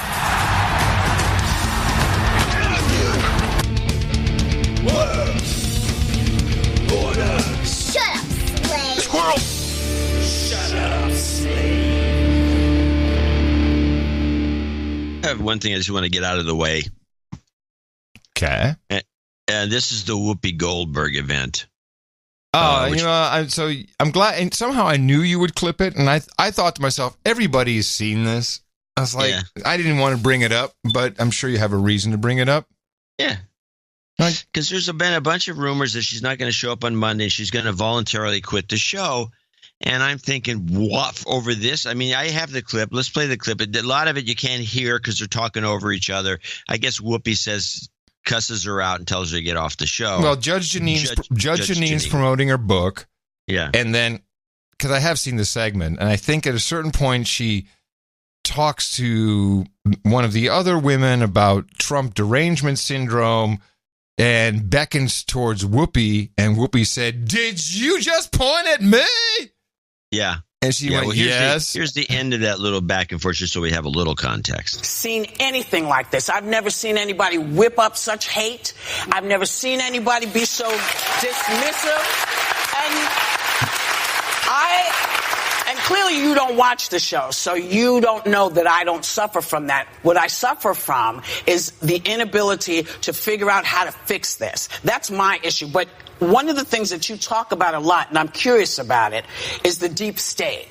How long has the deep state been there, and who's running it? Well, I want to answer your question because you had you a question. You had your opening statement, which was how horrible it is that Donald Trump is talking about all of these people. Sorry, you know what? That's what you said. You said, Whoopi, you know what's horrible? That when people who shouldn't be here end up murdering the children of American citizens. You know what's horrible? What's horrible when the president of the United States whips up people to beat the hell out of people. No. Say goodbye.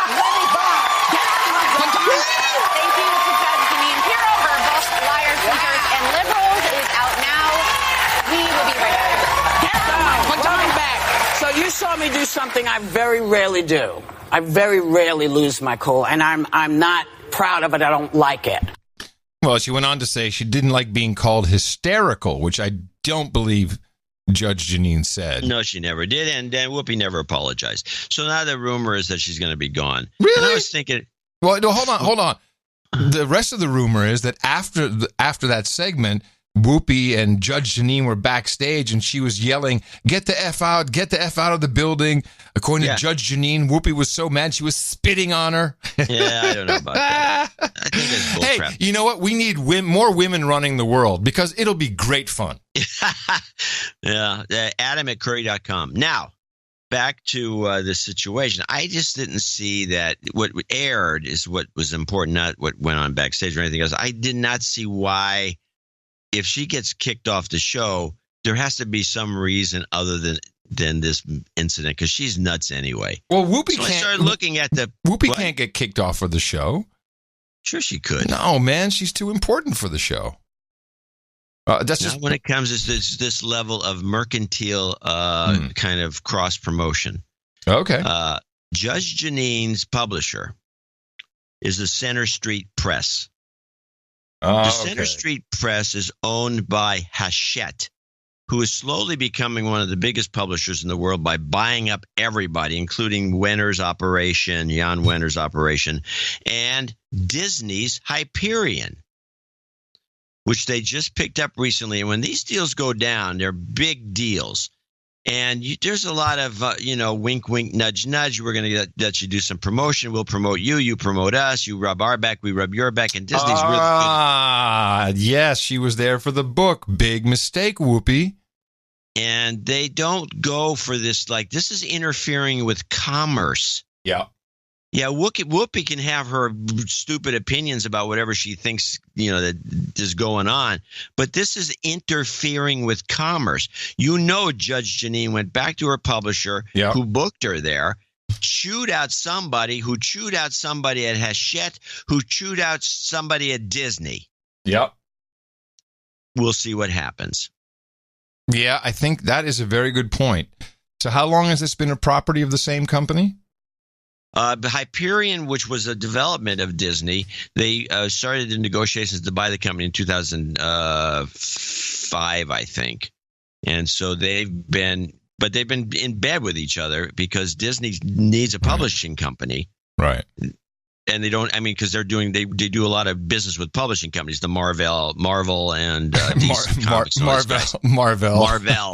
Marvel, which is the name of a chip company. Anyway, they don't, this is like part of the business. You do these kinds of things. You don't let your hosts think that they're so important, which is what Whoopi does, thinks she's so important that she can get away with this. You really have to slap these people down once in a while. Yeah, when you get to the commerce level, yes. Because I'm sure Judge Jeanine's book is going to be a seller. Oh, yeah. And let's just say Judge Jeanine, she's 67. She's pretty spry. She's very spry. She's quick-witted. She's very presentable. Yes. Do I need to turn on executive mode? She's very That's when we talk about older women, we say they're very presentable. No, she looks like she's in her 40s. Wow. Well, you're getting lucky next time she sees you. Holy moly. A baby gets... Oops. Didn't mean to do that. Sorry. Wrong one. Anyway, so that's what I think might be going on if anything happens. Even though it'll be handled, Whoopi's going to voluntarily quit. If this is what the rumor is, she's going to voluntarily quit, which means she didn't voluntarily quit. Right. We know about that. Right. So and where's this rumor? Non-disclosure sign where she can't disparage the company. Where's this rumor showing up? Where have you heard about this? Non-disparagement agreement, it's called. You know what those are. But where's the rumor showed up that she may not be returning on Monday? It's just kind of here and there. Just out there. Yeah, I don't have an exact spot where it landed. Thank you, Rich Koning. John's gonna hum the Sunday Times. It wasn't just a jingle, man. That's one of the first professional ones we got from Kevin Reeves. Yeah. And you I can actually sing. And you don't even get the Sunday Times anymore. No. Well, I started off with the regular New York Times subscription. Then I said, I can't take it anymore. So then I backed it off to the Sunday Times. There was another jingle that preceded this one, I think. And then it was piling up too much. And I just said, what am I doing this for? It's like, no. Right. Well, that was back in the day when in 2008, 2009, and I was reading the Financial Times to you and you were reading the Sunday Times to me because the internet was really still quite fledgling, certainly with the news and analysis. And now we still don't have any news and analysis. Detective Dookie. Detective Dookie. Poop Police. Hey, I gotta... You, Special Poopers Unit. I really got to ask you at this point, what is this strange phenomenon of people pooping in public, people who are not even homeless, who just are joggers? Yeah, now it's become a thing. What is this? We had it. There's a couple of cases, and it seems to be a worldwide phenomenon. Now, this may be yeah, thank you, San Francisco, for leading the way. We're a cultural beachhead here. I left my poop. Oh, there you go. In San Francisco. Yeah. No, but seriously, I mean, and they're all getting caught on CCTV. Yeah. But these are joggers. Yeah, the jogger one is the best. A woman. It just seems like, and there's people pooping in supermarkets. Is it? But is this a thing? It's not a thing that I know of. I wish someone would explain to me if it was. I think it's part of the Trump syndrome. Well, it could be. I mean, we know about because you brought that to light. There are women in particular who like to poop in their pants. That's like a weird turn on for them. And I don't know why this is coming up other than it's in the news or, what passes for news. It's just, I don't know. And it seems like this like more women do this than men. It's just beyond me. But yeah, the woman in the supermarket with her kid just drop one right on the floor, keeps walking. Yeah. There was a woman who wasn't allowed to use the restroom who got mad and pooped on the floor and started throwing it at the cashier. Like a chimp. And what is going on? Yeah, what is going on? I know I'm just asking the same thing over and over again. This is like a rhetorical question that you keep repeating. Yes, it is. That's not like. It is a rhetorical question I keep repeating. But could it? Yeah, because you're. Could it be? I don't know. I have no idea. I think it's just the weirdest thing. Somebody that's better than us at doing psychoanalysis, because that's not what we do. Right. It should be able to. We have listeners that could maybe explain this. We have a lot of listeners in counseling and psychologists. We have all kinds of people that listen to the show. Well, perhaps one of them can brief us. And maybe it's a combination of things. So or in the case of the poopers, they'd be debriefed. There it is. Thank you.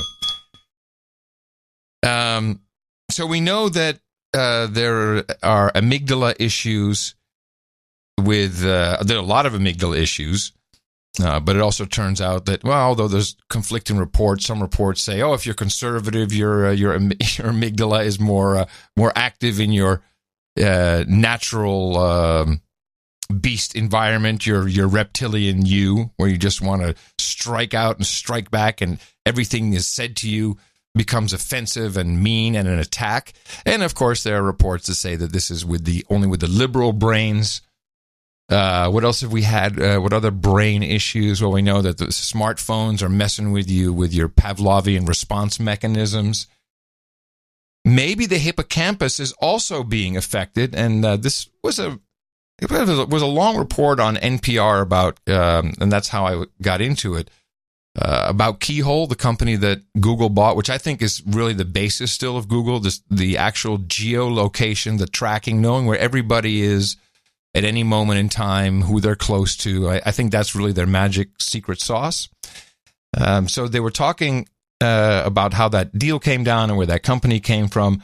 But then there was John Hughes. Now, I think he's not a psychologist. He's a particle physicist. In fact, he's one of the Higgs boson guys. But he had something very interesting to say about the use of GPS on smartphones. So what are the upsides, the downsides of GPS technology from your research, from your experience? Well, the upside clearly is you have right in your hands a map of your environment, and it often helps. The problem, as I see it, is the part of our brain which is wired to do voyages or journeys. This kind of thing is something that doesn't get used. And there was a recent study in London of people that navigated through the London streets either using a GPS or using their native abilities. And this part of the brain was completely dark for people that used the GPS and was fully lit up by people who were navigating. The other aspect, which is fairly important and is interesting, is the same part of the brain called the hippocampus is responsible for declarative memory. That is to say, the memories that we use. If you call up the name of your favorite high school teacher, for example, that's a declarative memory. And it's also involved in how we plan for the future. So the idea that we just turn off this important part of our brain is a little scary to me. So you're saying with the GPS, we are essentially ignoring the real world cues that we've always used to get around as humans. We ignore our own internal homing devices, if you will. Yes, that seems to be correct, and it's borne out by a lot of studies by neuroscientists at this point.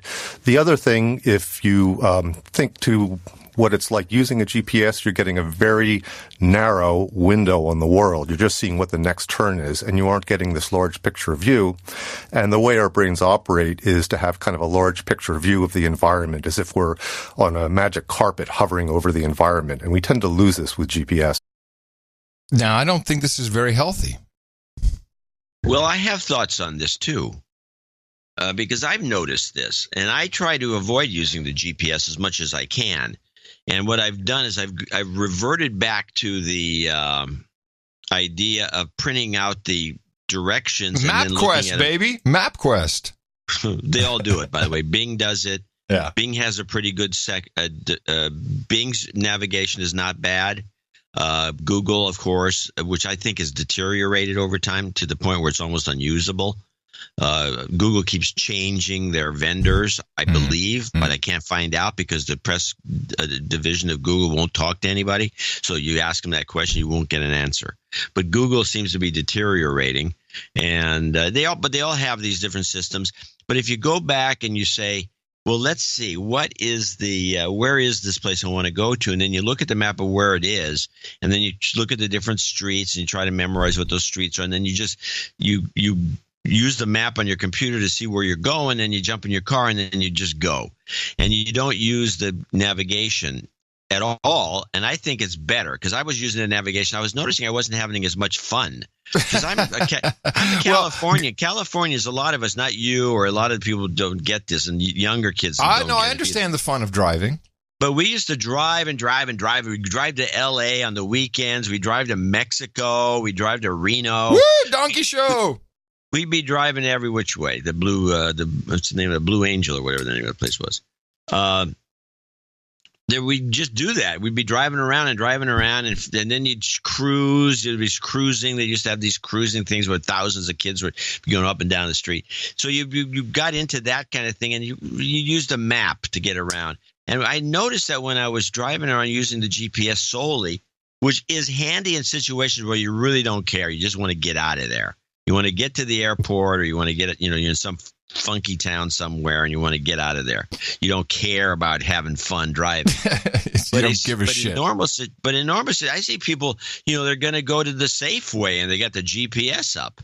So this research is very interesting. They, I think it was mentioned in the clip about the University of London researchers. The London taxi drivers, they may have changed recently, if I recall, but they had to have the knowledge. They had to be able to know every route in London. Yeah. And the research showed that London cab drivers who spent 3 years learning their way around London by spatial methods, which is, you see the guys, if you've ever been in London, the guys on their little scooters with a map mounted right in front of them.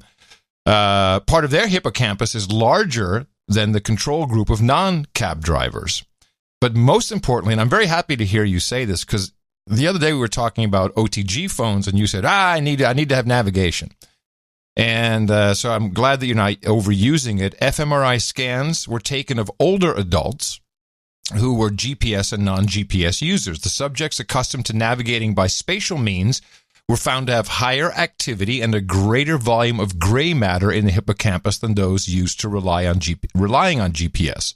These adults also did better on the standardized test in the diagnosis of mild cognitive impairment, which often precedes the onset of Alzheimer's.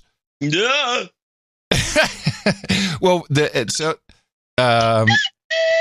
is, who's this? Neuroscientist Véronique Bobo of McGill University in Montreal, Canada, said the results of the study suggest using spatial memory regularly may improve the function of the hippocampus and would help ward off cognitive impairments as we age, but suggested it is wise to restrict GPS use to an aid in finding the way to a new destination, but to turn it off on the way back or when going somewhere that is not new. Building cognitive maps takes time and effort, but with the hippocampus, it may be a case of use it or lose it. And Bobo says she does have fears that reducing the use of spatial navigation strategies may lead to earlier onset of Alzheimer's or dementia. Yeah, I find that just to be a specious argument makes no sense. Because based on what these diseases are. But I will say that if the hippocampus, whatever it's called, hippocampus, is affected adversely because of using GPS. I don't know, how much GPS do you have to use for it to become, I mean, you're driving all the time and using GPS all the time, I guess on garage sales or something like that where you hey, we got some garage sales, gotta bring the smartphone. You plug them all into the smartphone, and then you go driving through the hills from place to place to place.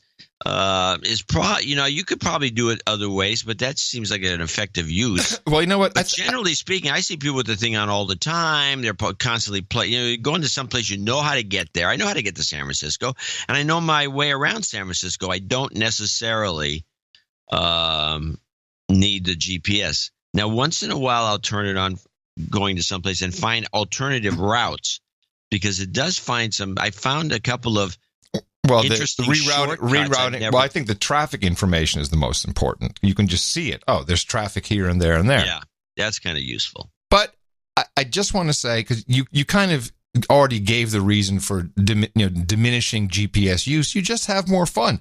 Just like I've been carrying around this Kyocera flip phone, and it does everything I need it to do. I've actually found that almost every service has a web browser version that works, including Instagram, including even Uber.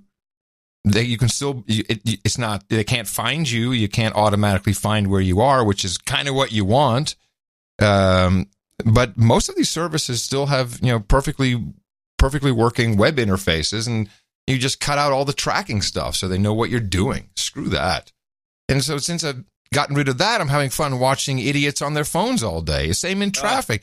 I mean, you can, if you're not, you have time to focus, you're looking out the window because you do have to see where you're going and not looking at the screen. And I'm horrible at directions. I'm the first one to admit I'm really lost if I don't have some extra indication. But it's much more fun to watch the moronic other drivers. And it's probably safer. Well, I'll tell you a couple of disadvantages, too. I used to develop my own shortcuts. I live in the Bay Area. I know how to get around. And so there was this shortcut that I've been using for probably 10 years. I was always thinking of maybe putting it on YouTube. And it's a way to get on the Bay Bridge. It's kind of an awkward way, but it works like a champ. It bypasses everything. And next thing you know, you're on the bridge. So I take it just recently. I take my shortcut. I've got Jay, I think, and somebody else in the car. And I go, the thing is backed up. And she says, yeah, Google has been using this shortcut of yours. Right. And I said, what? And so the Google has ruined my shortcut. I'm not very pleased about this. Yeah. And it's a shortcut for a reason. And here's a thought. I'm not a guy. GPS has changed lives in so many incredible ways. As an airman, GPS is incredibly important. But there's no reason to have the two-way thing going on. So just buy a TomTom. What do they cost these days? What's a TomTom cost? Like $60, $70? Yeah, just get a portable unit and just use it. That'll be fine. They're actually somewhat better. They probably are. TomTom and Magellan. I had it with Magellan for a while. They're in some ways they're better because they really they've been working on it and they keep improving it. With Google, for example, it's never better because they keep going from one vendor to another, and the vendor is like sometimes a startup, whether they can get cheap. It's almost like the best price kind of model. And so it's always like sketchy. It doesn't always work the same. I had one time I was in Los Angeles. I'm trying to get to the Burbank airport. I'm out in Venice, Malibu area. And so I decide, well, what route should I be taking back? Should I go down Sunset? Should I do this and should I do that? The thing keeps trying to route me to the 405. And I look at the 405. The 405 is stopped dead from probably somewhere in Nome, Alaska, all the way down to Ensenada. There's nothing moving there. To put me on the 405, I would have missed my flight. And so I started just going out Sunset, and I just keep going and said, turn around, go back, go back, go back. It keeps trying to reverse me to get to the 405 for some reason. I think it's only going to take me a couple blocks on that thing because I still have to go east. And it keeps telling me to go back, go back, go back. I kept going, waiting for it to stop doing that. It finally stopped and gave up and decided, hey, I guess you're going on some other route. Let me reroute you that way. The old Google Maps would never have done that. I remember when they first came out, they never told you to take a U-turn, ever. Now they do it constantly. It's like some other vendor. Google's products are just really flaky. Anyway, that's the boringest story I could tell. But yeah, that was pretty boring. But I got a better story for you now.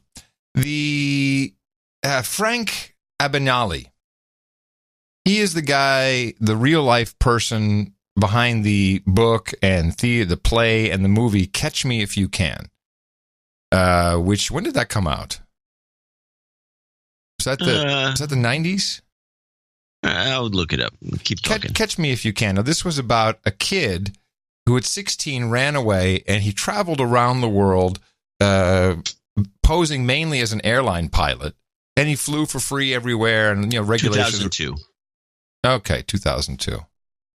Flew around the world. Then he posed as a lawyer, I think a banker, all kinds of airline pilot. Well, that was the number one. Is what I said. Number one was airline pilot, but he was also cashing, tens of thousands of dollars worth of phony checks, and so eventually he caught up to him. He went to jail in France, then he went to jail, I think, in Spain, and then he was extradited, went to jail in the States. And instead of serving his full term, the FBI came over and said, you were pretty good at that deception. We'd like to hire you. And I think he worked for the FBI for 30 years after that, which, and he did a talk at Google, ironically. And, it was a very interesting chat about deception and how he did it. And it was a fun talk. But at the end, it's about 3 minutes, and he's now out of the agency, but he consults for the FBI and the CIA, mainly on technology. And there were two things that he said. One, that I looked into it, and I'm like, I don't think this is going to happen. Sounds like bullcrap to me, but you don't know. And the second one was really just the capabilities that they have that we've discussed before, law enforcement, in this case, FBI. And I just thought it was fun to hear it from someone who apparently would know. Hold on a second. So this guy basically bullshitted his way around the world and then bullshitted his way into the FBI. No, the FBI just came to him and said, sometimes these things work out that way. And then he became a dude named Ben. Yeah, that's pretty much it. So I always used to write to my class about... Oh, and a professor as well. I'm sorry. He gets to teach about it as well. What will we investigate Is this a great country or what? We know how to play. 5 years from now? What will an agent be doing 5 years from now? And unfortunately, there's good news and there's bad news. First of all, the good news, we will be doing away with passwords in the next 24 months. Passwords will leave the world. There will be no more passwords. There is a new technology called TruSona. That's TRUSONA, stands for Trupasana. It is a company in Scottsdale, Arizona that created a technology for the CIA, which we have used now for the last few years. That technology, and I was an advisor on that technology for the CIA, so I'm an advisor on bringing it to the commercial world. But it was the ability for an agent to send data back from the field, such as Afghanistan, on their iPhone, and that Langley would know 100% that is the agent on the other end to 100% identify the person on the other end of the device. That's a level 4 security. So they basically said, what if we brought this to level 2 security, and we did away with passwords. So immediately when they announced that, Microsoft gave them $10 million and said, I'm in, develop it. So Microsoft is going to use it on all their gaming, all their access to their computers, etc. We now have the ability to identify who the person is on the other end of that device. And when you go to their website at TruSona, they actually show you how it's done. So they show you demo videos there that are 3 or 4 minutes long that show you how it's done. So I think that's a good part. But I do believe that cyber, up until this... Okay. So I went to TruSona's website mainly to see if they were a public company. We could buy some stock. They're not. They're a private company. But this is utter bullcrap.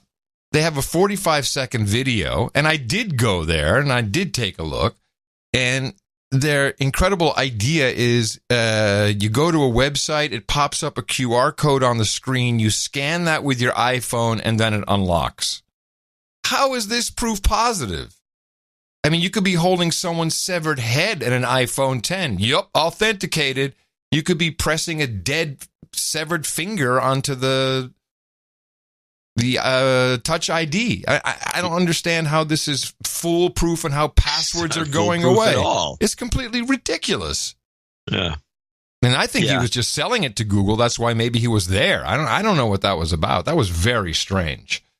So, unless there's something special they have on, there's something special they have on the iPhone or some specialized app, which they did not show, just sounds like bullcrap to me. And I like my passwords. I like having something locked in my head that people can't get to. And passwords aren't going away in 24 months. This guy's full of shit. Totally. But listen to what he had to say. And although he doesn't mention it, I believe this timeline of 5 years that he'll mention has to do with the implementation of 5G cellular technology. This point in time has been used for financial crimes or gathering data and information which is of value. What's going to happen is we're going to see cyber very quickly now turn very black. So we have the ability, as you know, to basically shut someone's pacemaker off, but we have to be within 35 feet of them. We test these devices at Quantico all the time. So as long as I walk up within 35 feet of you, I take control of any bodily device you have on you. So if I want to assassinate you, I want to speed it up, take it down, I can do that. I like to speed it up or take it down. I hadn't considered that, taking control of someone's pacemaker. You're up there doing a speech at the lectern. Yeah, I wonder about some of these assertions. But I believe that in 5 years, you'll be able to do that from 5,000 miles away. We have the ability now that we test that we can chase a car down the interstate. We got to get up within 35 feet of the vehicle. We take over the vehicle. We shut the motor off. We lock the person in the car. We lock the power windows so they can't open them.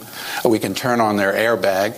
Again, 5 years from now, you'd be able to do that 5,000 miles away. Now, this, I think, is plausible. I would right here. I want to pause and do one of the no agenda tips, because if what he says is true, which is possible with some of the newer cars, you can't do it with my 25-year-old Lexus. No, God no. We have to take you out the old-fashioned way with 50 cal. Yeah, something like that. But you would have, everyone should have one of these. I noticed this. Mimi's got one in the one of the vans we have, and it's sitting there. And I was just, what do you got this for? She says, well, you never know. I can't wait to hear what this is. This death-defying, law enforcement defeating device. Well, in this case, it's one of those little hammers with a little point that's got a diamond head on it, and you pop window it against any window, and it shatters it into a million pieces. Yes, and you can also cut your seatbelt with the handle. I believe so. Yeah, it's a little emergency thing. It's supposed to be if you land in the drink.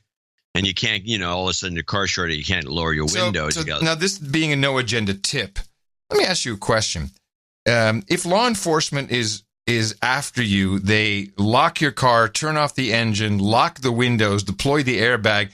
Do you think it's a good idea to bash the window and run away from your vehicle? Do you think this is a good idea? I think these guys are talking about assassinations. Well, that's true. Yeah, I would say if it's from 3,000 miles away, nobody's chasing me. There's somebody playing a prank or they're trying to kill me or harass me. Maybe I want that little hammer. Maybe we need no agenda emergency hammers.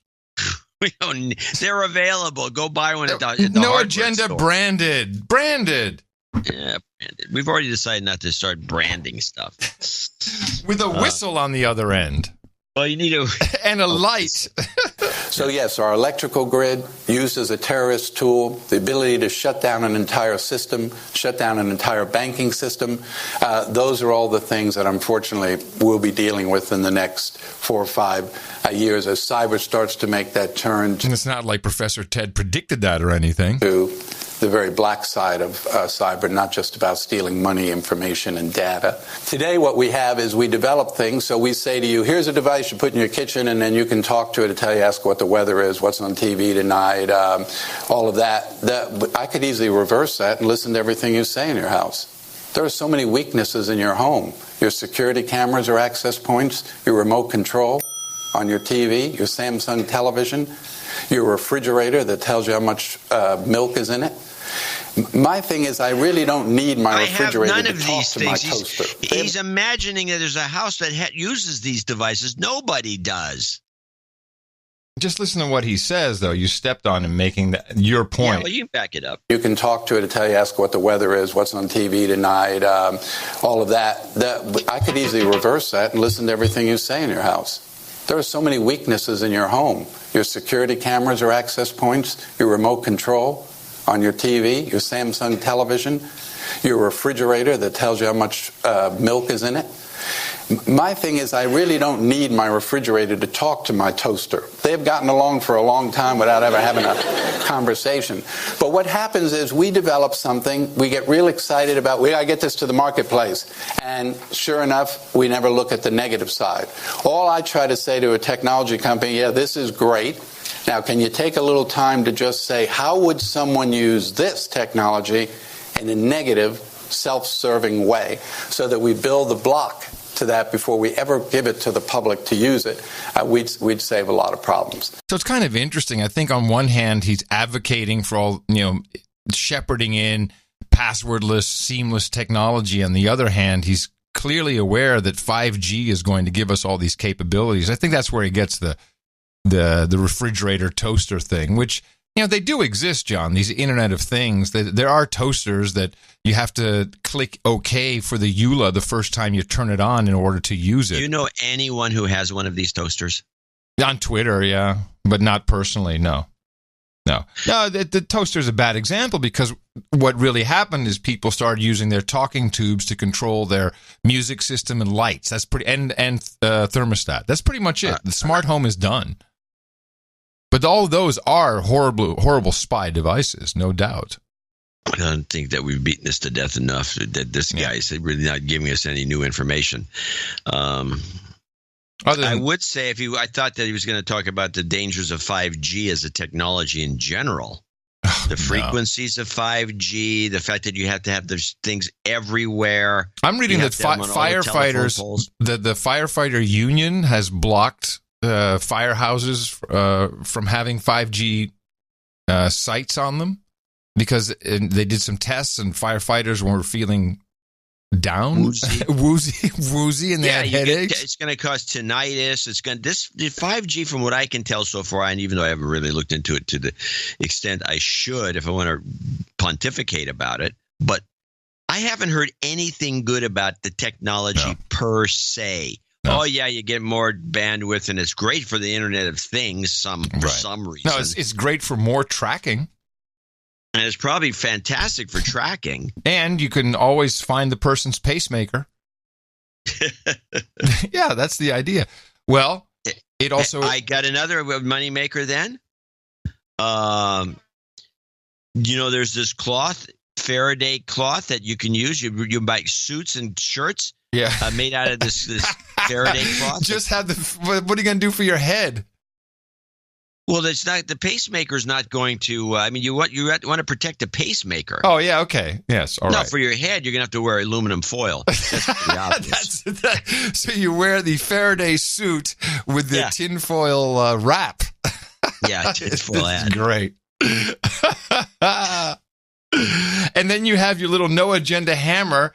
On one hand, if you slap Just it down, in case. it goes, "Stop the hammering!" And if you blow on the whistle, I mean, we got some great products lined up for the fall season. Mm-hmm. Just like Nutrisystem, who have done exactly what you'd expect them to do. Well, I don't even want to give it away. I'll just play this commercial. Can your DNA help you lose weight? Introducing the all-new DNA Body Blueprint from Nutrisystem. For a limited time, save 50%. Discover how your metabolism affects your weight loss and what to do about it. For me, bread is on the menu. Nutrisystem is America's only food delivery service with 45 years of safe and effective weight loss results. And your favorite foods made healthier delivered to your door. Call or go online right now to lose up to 13 pounds and 7 inches in your first month. Lose weight fast. Money back guaranteed. Plus, get 1 week of Turbo Shakes free to help shrink your belly. For a limited time, save 50% off the all-new DNA Body Blueprint. Let your DNA determine the blueprint to lose weight successfully. There it is. So we've always heard the DNA will have personalized medicine. You'll be able to fix yourself on a highly individualized, personalized basis. And what do we see roll out? Fucking frozen burgers from Nutrisystem with your DNA blueprint. Are you kidding me? Is that the level of technology that we're talking about? Everything's a scam. This is truly a scam. And I think they're setting themselves up for lawsuits. I think it's a very dumb idea. I'm sure the lawyers, this is a big company. They lawyers went over this, and there's no lawsuits going to happen. Well, I think that it's opening up the market for DNA tests with specific, how about this? To find out if you're suitable for listening to the No Agenda Show, take the No Agenda Show DNA test. We'll let you know if this will be beneficial or detrimental to your health. Yeah. I think that's a great idea. I'm going to show my support by donating to No Agenda. Imagine all the people who could do that. Oh yeah, that'd be fab. Yeah, on No Agenda in the morning. Yeah, we do have some people to thank for show 1053.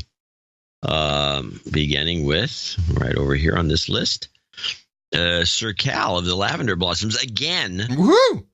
He's coming in a lot. He must be doing well. What's the name of it? What's the website? Lavenderblossoms.org.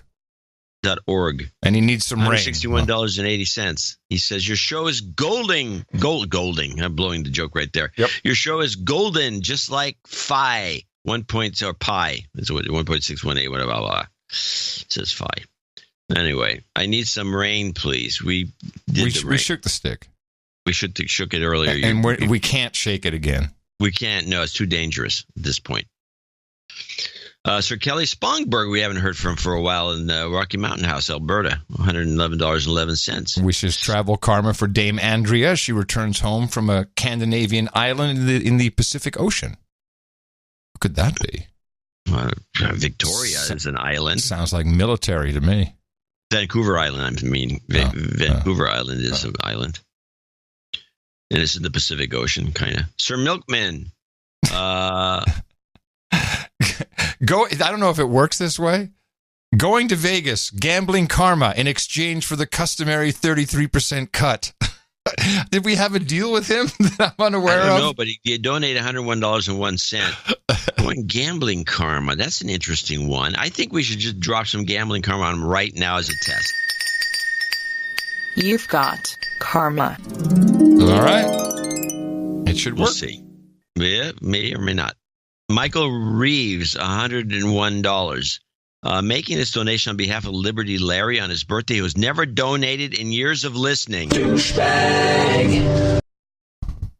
He'll be technically no longer a douchebag because he's going to donate in his name. Here we go. You've been de-douched. There you go. Okay, onward. Ian Field from the UK, $100. Daniel J. Armstrong from the Alabama, some base there, some Army, Navy, Air Force base. Dude named Muhammad Ali, 8008. He says, I'm all in for no border, no nations. Everything becomes halal. Oh, man. I love our dude named Muhammad Ali. Pork. Yeah, I love our dude named Muhammad Ali. He's got the right humor, man. Well, he's got the right humor, but I halal goat is fine.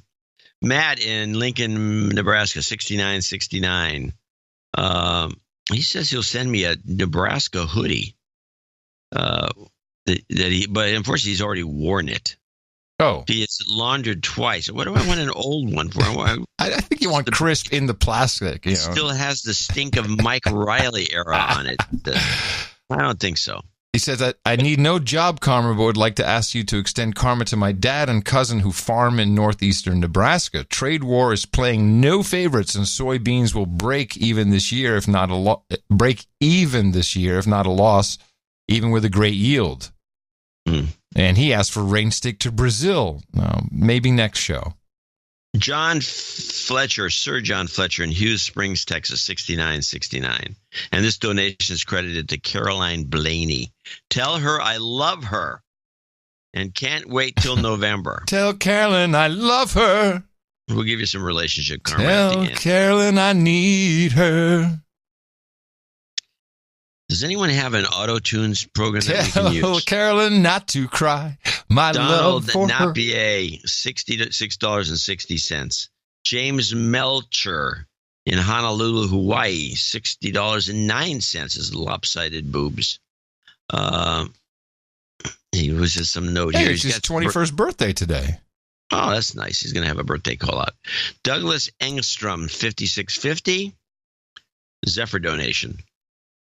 $56.50. Is that a Zephyr donation? Was there some reason for that? Timothy Pierce, $55.55. Sir Roger on Ice, $55.55. Best newsletter yet. Sir Josh Mandel in Greenville, South Carolina, $55.10. Alina Marvinova, Alina, $55.10, and she's in Norway. Oh yeah, Andromeda. Chris Engler, $53. James Moore in San Pablo, California, $50.05. Glenn Spangler, $50.05. I will mention that I failed to get the checks for this show, so they will be moved to the next show. Oh. The post office closed on me. The following people are $50 donors. I love how at a certain point in your life, you're not late for something, just the post office closed on me. Those assholes. It did, yeah. Yeah, you weren't late. They just closed on you. I got it. If they were open. Yeah, that'd be fine. Daniel, these are $50 donors, name and location. Daniel LeBoy in Bath, Michigan. Sir Haymoose in Mooresville, North Carolina. Sir Patrick Maycom in New York City. Michael Ragusa in Tustin, California. Charles Eves in Parts Unknown. Kevin McLean in Port St. Lucie, Florida. And last but not least, Lorraine Converse in West Lynn, Oregon. I want to thank all these folks for helping us here. For episode 1053. Yeah, I'm trying to think. There's probably somebody I should have anonymized. Well, I've got it. Then we're okay. Let me see. We had a make good.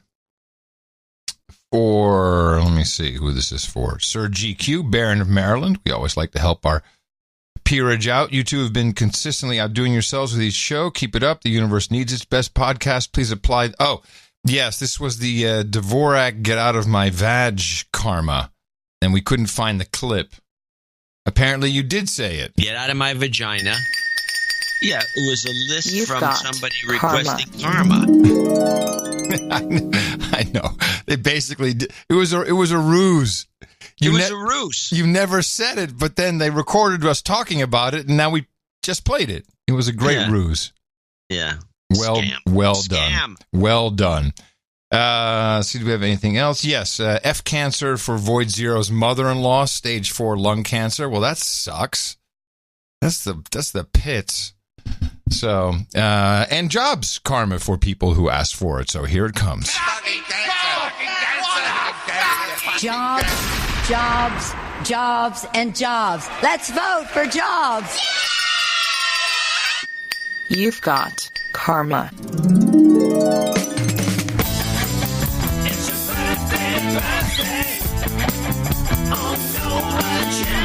Birthdays today. Sir John Horner, Baron of the Bay, says happy birthday to his wonderful wife, Sarah Cozy. She is actually celebrating today.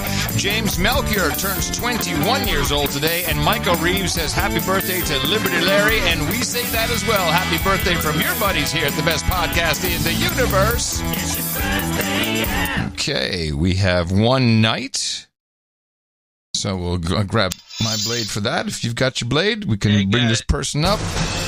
Pafunk, come on up to the podium, my friend. You are about to join the Knights and Dames of the No Agenda Roundtable for your support of the best podcast in the universe, the amount of $1,000 or more. And I'm very happy to pronounceate you, Sir Funk of the Trolls. Hookers and Blow, Red Boys and Chardonnay at the table for you, along with your requests, Early Times and BF4, Cross Ship and Cane Breaks, Boba and Stinky Tofu, Cooper's Ale and Kanga Bangers. We got chilled Polish potato vodka, bourbon and bong rips, trophies and tire smoke. We got kebab and Persian wine, bong hits and bourbon, sparkling cider and escorts, ginger ale and gerbils, breast milk and pablum, geishas and sake, and mutton and mead. A lot for you, but it's all there at noagendanation.com/rings.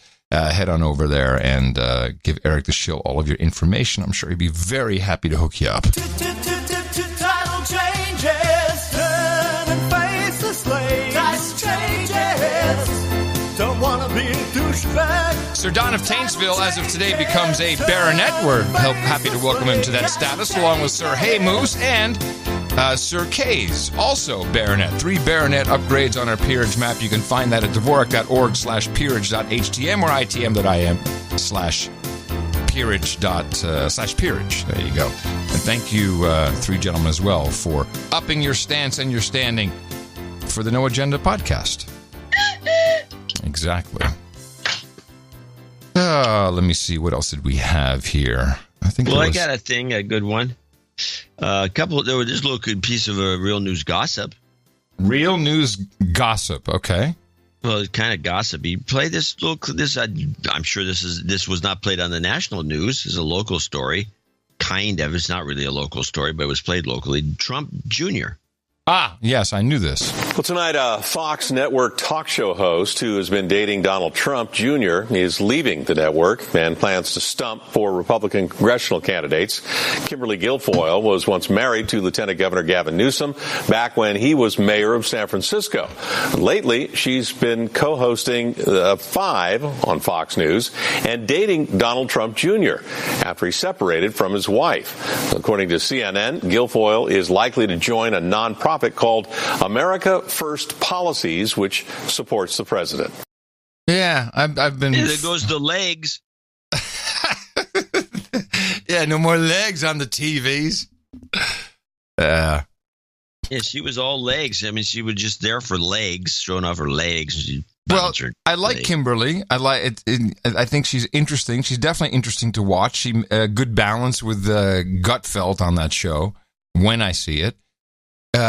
But, you know, I was looking at Donald Trump Jr. He's got 4 kids. They're all under 8, I think, under 8 years old. Yeah, it's going to be it's a tough relationship. Well, kind of nightmarish. Yeah. Well, it's not as though they haven't got the money to hire 10 nannies. No, you understand what I'm saying. It's not about the nannies. It's just, there's a lot. He comes with a lot of baggage. Does she have kids? She doesn't have any kids, does she? I have no idea. I don't think so. Well, I hope it works out for him. I don't think it's a very smart career move. Well, you know, maybe she fell in love with the guy. Well, sure, but you don't have to be a charming character. You don't have to. You have no idea. You have to leave your gig. Yeah, I know it doesn't. I don't. Yeah, I'm as baffled as you are, but it's just like, who knows? Yeah. There may be more to this story. We're not ever given any kind of real information, so who knows? I do have the kind of a. She could be MK Ultra. Could be. I have a good little backstory on the plastic straw ban, which kind of feeds into a clip you played on the last show. Back in 2015, a video went viral. It was shot by a marine biologist from Texas A&M University. It showed researchers trying to remove a plastic straw stuck up a sea turtle's nose. I don't want to pull it if it's like attached to a brainstem. Yeah, that's about exactly what I think. So it's a freaking straw up her freaking nostril. That's plastic. Freaking. Is that Australian millennials I hear there? That's what it sounds like. Freaking straw up and freaking nostril. I don't want to pull it if it's like attached to a brainstem. Yeah, that's about exactly what I think. So it's a freaking straw up her freaking nostril. That's plastic. How could that have possibly got lodged so firmly in the nostril? That video helped raise awareness about all the plastics harming marine life. And plastic straws became a prime target for elimination because, well, many of us don't really need them. So companies have started pledging to take them away, and some U.S. cities have already banned them, like Malibu and Miami Beach. But for some people with disabilities, straws are necessary. Sean Bickley is a disability rights advocate in Seattle. He says the invention of plastic straws in the mid-20th century dramatically improved the quality of life for some people, like those with poor control of muscles used to swallow. In some cases, Bickley says, they aspirated liquid into the lungs, developed pneumonia, and died. There are reusable straws options out there, but Bickley and others say they don't work for everyone. Metal straws are dangerous to people who bite down. They conduct heat and create burns. Paper straws also have problems. People who don't have muscular control will bite through paper straws, and that presents a choking hazard. Even biodegradable plastic isn't as flexible as real plastic. Bickley and other disability rights activists say that bans on plastic straws should offer exemptions for people with medical conditions, so restaurants would have plastic straws on hand for those who need them. In fact, Seattle wrote this kind of waiver into its ban on plastic straws, which went into effect this month. But Bickley says some of the city's restaurants don't seem to be aware of the exemption. I called a bunch of restaurants who were dropped in. I asked them if they had plastic straws for allergies or accommodation. He says they all told him no. I really think we have... How is this different than my clip from the last show? We had the turtle backup. Okay. And I'm, as I said, it's just like your clip. I just feel that we need to put a halt to this idiocy. What the hell are we thinking? This is real. This now it's just gone too far. This one turtle had a straw up his nose, and everyone's lost their shit over it. We need to ban turtles from putting straws in their nose. That would make more sense. This is a stupid movement. It's gotten worse. We're using more plastic. People who actually straws are handy. It's gotten worse. I don't really have a problem with going to paper, but because I used to use paper when I was a kid. Now, but what's gotten worse is now, especially around here, they've decided they're going to take a hard look at toothbrushes. Toothbrushes, yeah, they're plastic. Oh, we need now. Remember I tried to create a new meme with the swizzle stick? And you said that the train has left the station? Now we can do the turtle with... Maybe we shouldn't use a turtle. Turtle with a toothbrush up its butt. We got to have... No, it's got to be really nasty. I like maybe a fish with a toothbrush out of its eye. Ugh, or sticking... I don't want to gross people out. It's bad enough with the turtle. Okay. How about sticking out of his gill? Oh, God. Let's see if we can do it. Let's see if we can get plastic toothbrushes banned. Come on, we got great artists. Do something. Okay, artists, you're on your own. Go for it. Plastic toothbrushes. Evil. We need to call them out. We need to call out these companies. But by the way, what replaces a plastic toothbrush? That's the problem. I know what replaces the straw. The no agenda electric toothbrush? Just made of plastic. Yeah. I'm so tired of this. It's just, well, I guess it kind of plays into this then. I'm sure you heard this report. A minor League Baseball team is playing on the stereotypes of millennials. Don't drop the ball. In an attempt to draw more young people to a game this weekend. Hi, how many tickets are you looking for? Offering what the Montgomery Biscuits identify as millennials' favorite things, ranging from avocados to selfie stations, a section for napping, and don't forget the participation ribbons. 80% of the people in our front office are millennials, myself included, and we're just having some fun with some of the cliches that people point out about millennials. But the very crowd it's seeking, it's upsetting, igniting an eruption of backlash on social media. More than targeting millennials, it's sort of targeting older generations who like to make fun of millennials and like to say that millennials don't like working and don't really like caring for themselves. Though for every angry comment, another appears to fire back in defense. One person tweeting, "Bravo, biscuits. You know millennials won't dig in unless it's gluten-free." The team itself is made up of millennials, none of whom are even remotely offended by the theme night. I don't think they meant anything sour by it or to sort of to cast a negative light on the next generation at all. I think they're trying to make light of it. If it's insensitive, then maybe they should just have thicker skin. Earlier this year, the Lexington Legends faced similar criticism for their millennial night before reporting. Wait, before I play the rest of the clip. First of all, I love that the millennial reports on the millennial story, and she actually says gluten. Gluten. She can't. What is this? What did T do to everybody? The T is an important letter. Why is everyone pissed off at the T? Putin, gluten, Putin, gluten. Layer. So, to me, this was very telling, this clip, not so much as just funny, because I think it's a very funny idea. I like the humor of it. That's American humor. We're very good at it. What I saw with this report is that it and you'll hear in a moment, it not only did it not affect people who went, it actually brought more people to the event. But that the outrage, sorry? I'm saying that was the idea. Oh, yeah. Well, you'll hear exactly that because, of course, it was a PR stunt. I mean, it's obviously a PR stunt. But what I noticed is that the outrage was all on Twitter. They were just showing all the tweets and people just angry, yelling at each other. But then in real life, it really wasn't that big a deal. And of course, these bombs, these little nuggets are launched by PR companies into the machine, and then it bubbles up very quickly.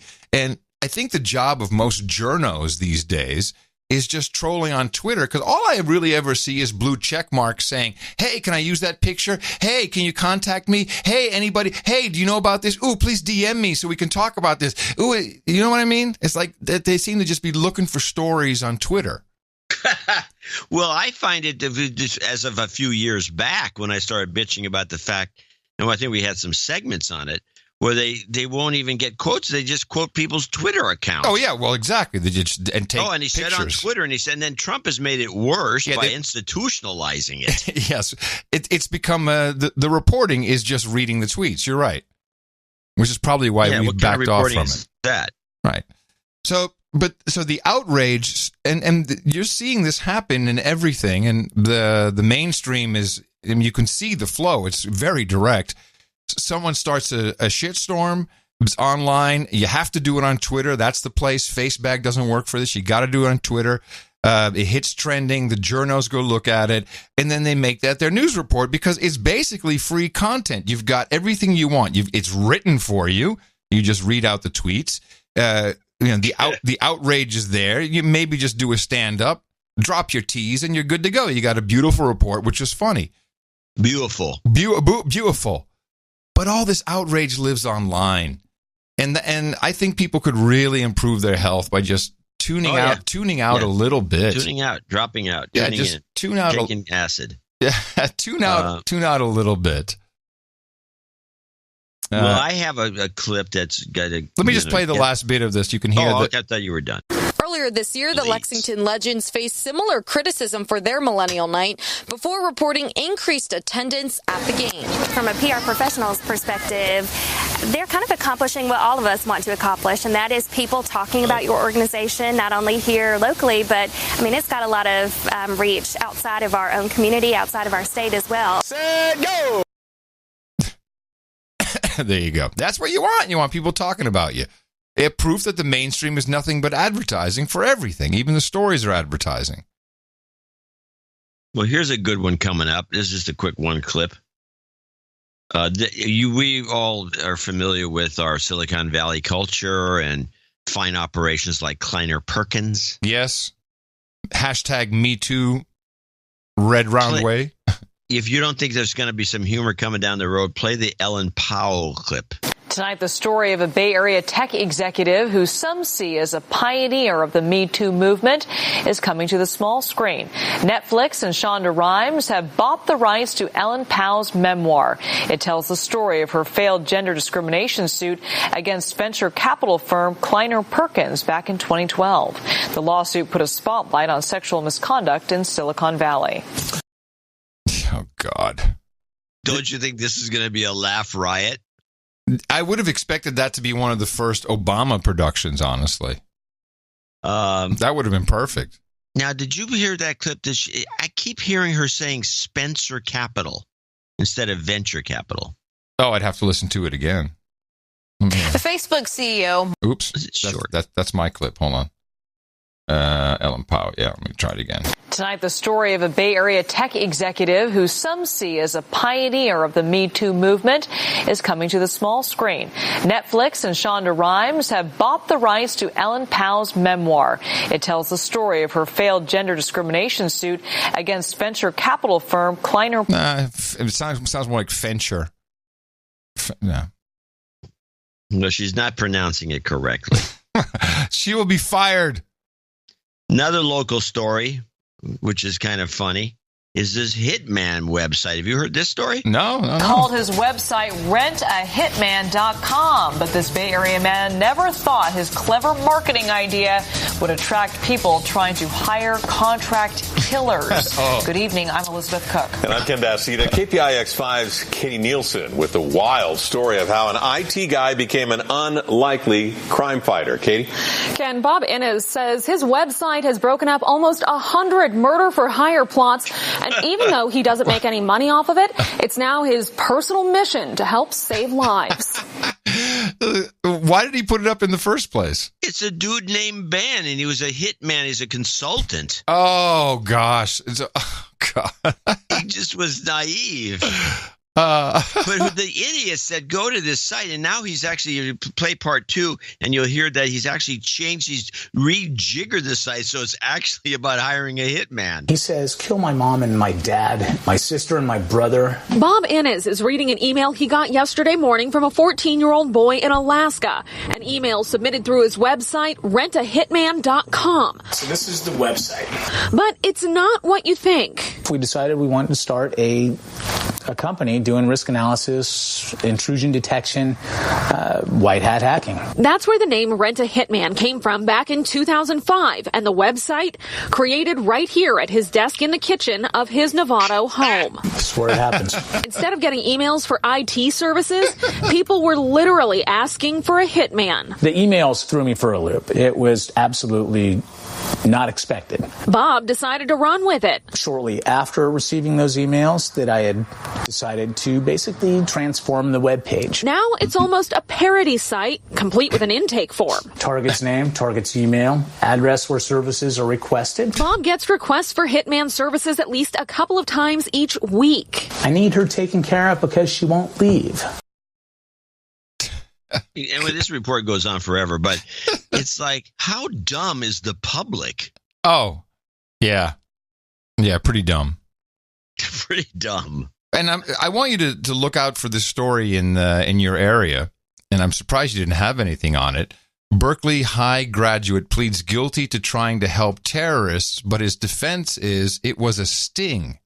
And lo and behold, this 23-year-old punk kid, basically, got wrapped up in what we used to call the 6-week cycle.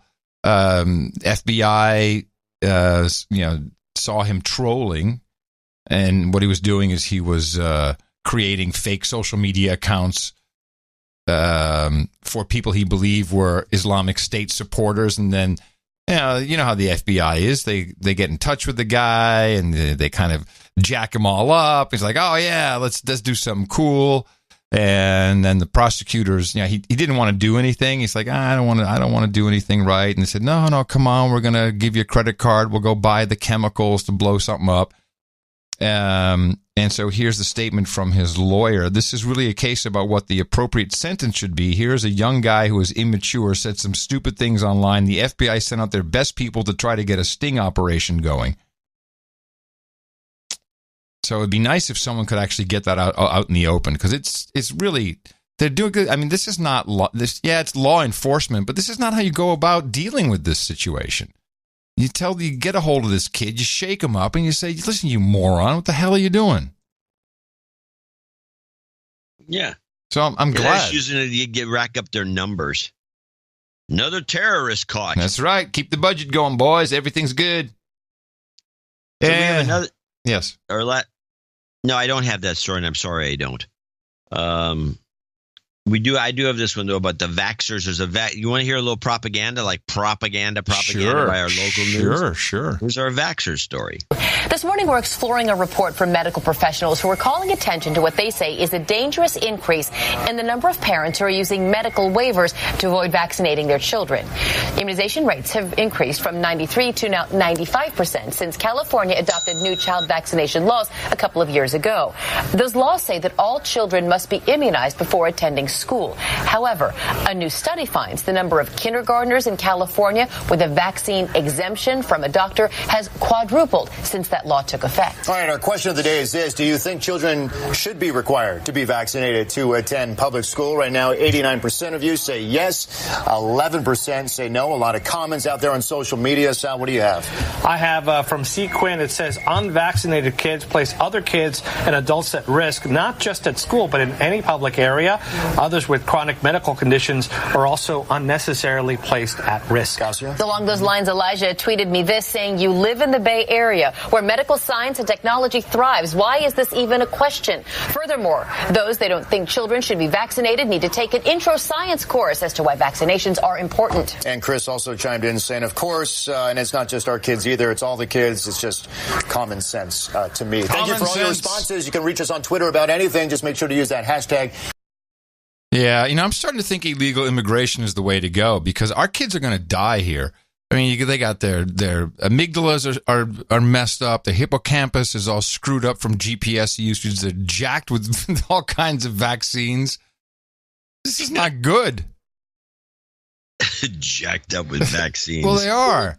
Yeah. I still don't. I've never understood. If your kid is vaccinated, what are you worried about? The funny thing is about this is that you can't get it if you're vaccinated, right?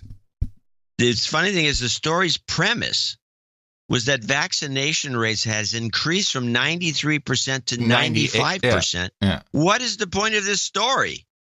Probably Gardasil. Did they throw in an HPV anywhere? No, they never did. Mm. But it's, you don't have to necessarily. I got one last clip. There's not a lot of shown on the M5M about the Free Tommy movement, which has gotten pretty big in the UK. There's a lot of people protesting, want this guy out of jail, or at least in a safer jail than where he is right now. Tommy Robinson is what we're talking about. And the BBC is seen as the enemy of the people in the UK's. Before you play this story, this is you want to give a little background on this because I don't think everybody knows about it. And I also want to say this is a very strange story. This guy was essentially dragged off the streets, arrested without a trial, and thrown in jail where they threw the key away. No, he had a trial. He had a trial. Very quick one. Okay, it was a trial. You're guilty. Yes. He was, but it's all on technicalities. This guy's a troublemaker because he's exposing the grooming and raping that's been going on in the north of England for decades, really, and it's seen as anti-Muslim. And the biggest perpetrators of the crimes are Pakistani, so they're Muslim, but it's really just about what's happening. And for some reason, either through embarrassment or because of embarrassment, or maybe they're complicit, the elites and the lawmakers just don't want anyone to hear about it. BBC has effectively just stifled the stories. Robinson, whose history I looked into, which takes a lot of watching YouTube interviews, started the ADL, which is seen as Nazis, Hitler, KKK, just name whatever you want, British KKK. And his story is, hey, man, there's stuff going on here and nobody cares. And there's plenty of victims who have spoken. There's just tons of victims. There's a very screwball story. And this, to me, the way they grabbed him and tried him. I'm sorry, the EDF, not the ADL. The EDF, English Defense. Yeah, not the ADL. EDL, that's what it is. EDL. It looks a lot more like an extraction than it does anything else to me. Interesting. Huh. Well, he's been thrown in jail before, and that was no picnic, and it was not an extraction. Yeah, well, we don't know that we don't even know he's in jail because they won't let anyone see him, including his lawyers. Well, Sir Brian of London, I think, has spoken to him on the phone. He's pretty close to him, and I'm pretty sure he's really in jail. Okay, well, the main problem, the reason he's in jail is because as a reporter for, I think, the Rebels in the Canadian outfit, he was reporting from in front of the courthouse. I'll just call it that. Where it was like a foot behind a line you're not supposed to be reporting from. Yeah, you're not supposed to show. So in certain cases, you can't show accused. The bottom line is there's a whole bunch of guys who had even been convicted before, and he gets thrown in jail for basically highlighting what the BBC won't do. That's the main problem. The BBC doesn't report on it properly, and man, people are pissed off about it. And I see this free Tommy everywhere, not just the UK. I see it in the Netherlands. I see it in Germany. I see it in the US. So a lot of people are pissed about it. And this is just a very short clip, actually, just to show you the damage that is being done to institutions like the BBC. As a reporter from Newsnight, who finds a Dutch guy, and they both realize they speak Dutch, but they do this very short interview in English. I ask you why you've come here from Holland. Ik praat Nederlands, toch? Oh, ja, maar kunnen we dit Engels doen? Yeah, we can do it in English, yeah. That's better for, I mean, I speak Dutch, but I don't think anyone watches What channel? We're from Newsnight on the BBC. BBC? Yeah. No, thank you. Really? Fuck off, BBC, mate. The BBC? Hey, fuck off, mate. So in. And the BBC guy, he can't, what? What? You just told the BBC to F off? What? I love that. Yeah, that's the other thing we have to remember. There was an edict by the government that these stories were D-lined? Denotissed, which means that nobody can report on them. Yep. So why is that? This whole no, thing they can report. No, suspect. the denotice has been withdrawn since then, so they can report on it. Yeah, they can report on it. Oh, okay, good. Yeah. It doesn't matter. You know, the problem is there's a problem. There's a real problem in the UK, and the authorities not dealing with it. And this is tinderbox time. People are getting very agitated. They got agita over it all, I'm telling you. Well, maybe all hell will break loose. Oh, I'm pretty convinced hell's going to break loose somewhere. If it's not in Sweden, you know, maybe it'll be in the UK. It could be anywhere. Could be anywhere, but hell is, and certainly in Europe, in the EU, hell is going to break loose. They're not. The Daily Mail is skewering Jean-Claude Juncker the drunker. By the way, well, it's been fantastic because the Brits, they don't care. They just, like, hey, we're Brexiting. We think. Yeah. An explosive new account of Brussels insider says he heard the EU politician Jean-Claude Juncker is a little too fond of the bottle. And Mr. Juncker has left his ambitious and unelected chief civil servant, this is the problem guy, Martin Selmayr, dubbed the monster, to run the commission. So there's disarray. Because this his assistant, basically his intern, is now running the European Commission, while Juncker is just a blathering drunk. And this EU is in trouble. Why is everybody protecting him? This is what I don't understand. Why? Because they want to protect the experiment. Yeah. It's not him they're protecting. Right. Because first of all, nobody there is elected. This is what, Farage kept bitching about. Yeah. And it's just a bunch of self-appoint. There's guys that appoint each other for different kinds of things, and they're kind of running things. If anything's a dictatorship, this is it. Mm-hmm. And we want to, it's a new German empire, and we're trying to. There's going to be peace in Europe once the Germans take over everything. Once the Germans take over, yes, they probably will. I got one more clip. It's just kind of a shorty. It's continuing to follow the fallout around FaceBag. Mark Zuckerberg did an interview with new interview with Recode, which I've not seen or heard yet. I don't know if it's video, it may just be audio. And I think I can deconstruct what his issue is here in the outrage over Holocaust denialism on Facebook. The Facebook CEO, Mark Zuckerberg, is facing backlash tonight after making comments that some say support Holocaust deniers. So his comments came during a podcast on the tech site Recode. There's a set of people who deny that the Holocaust happened. Yes, right? I find that deeply offensive. Mm-hmm. But at the end of the day, I don't believe that our platform should take that down, because I think that there are things that different people get wrong. I don't think that they're intentionally getting it wrong. Well, the social media site founder says the material should stay on Facebook as long as the posts don't call for harm or violence. The interview immediately caused an uproar. We are troubled by a statement that doesn't identify Holocaust denial as blatant and troubling anti-Semitism. The CEO of the Illinois Holocaust Museum calls the comments wrong and irresponsible. Zuckerberg has since released a statement saying, quote, "I personally find Holocaust denial deeply offensive, and I absolutely didn't intend to defend the intent of people who deny that." So Zuckerberg is not just touching, he's pretty much licking the third rail right now. And this is a very, very precarious topic. So here we have a Jew who is saying, you know what, I just have to allow people to be wrong on my platform and deny the Holocaust. And there are ways. This guy is naive. Well, I don't think so. But go ahead. I think he is, but I think that and I'm using I think, which is something I really don't like. Yeah, I don't like. I think that's not good.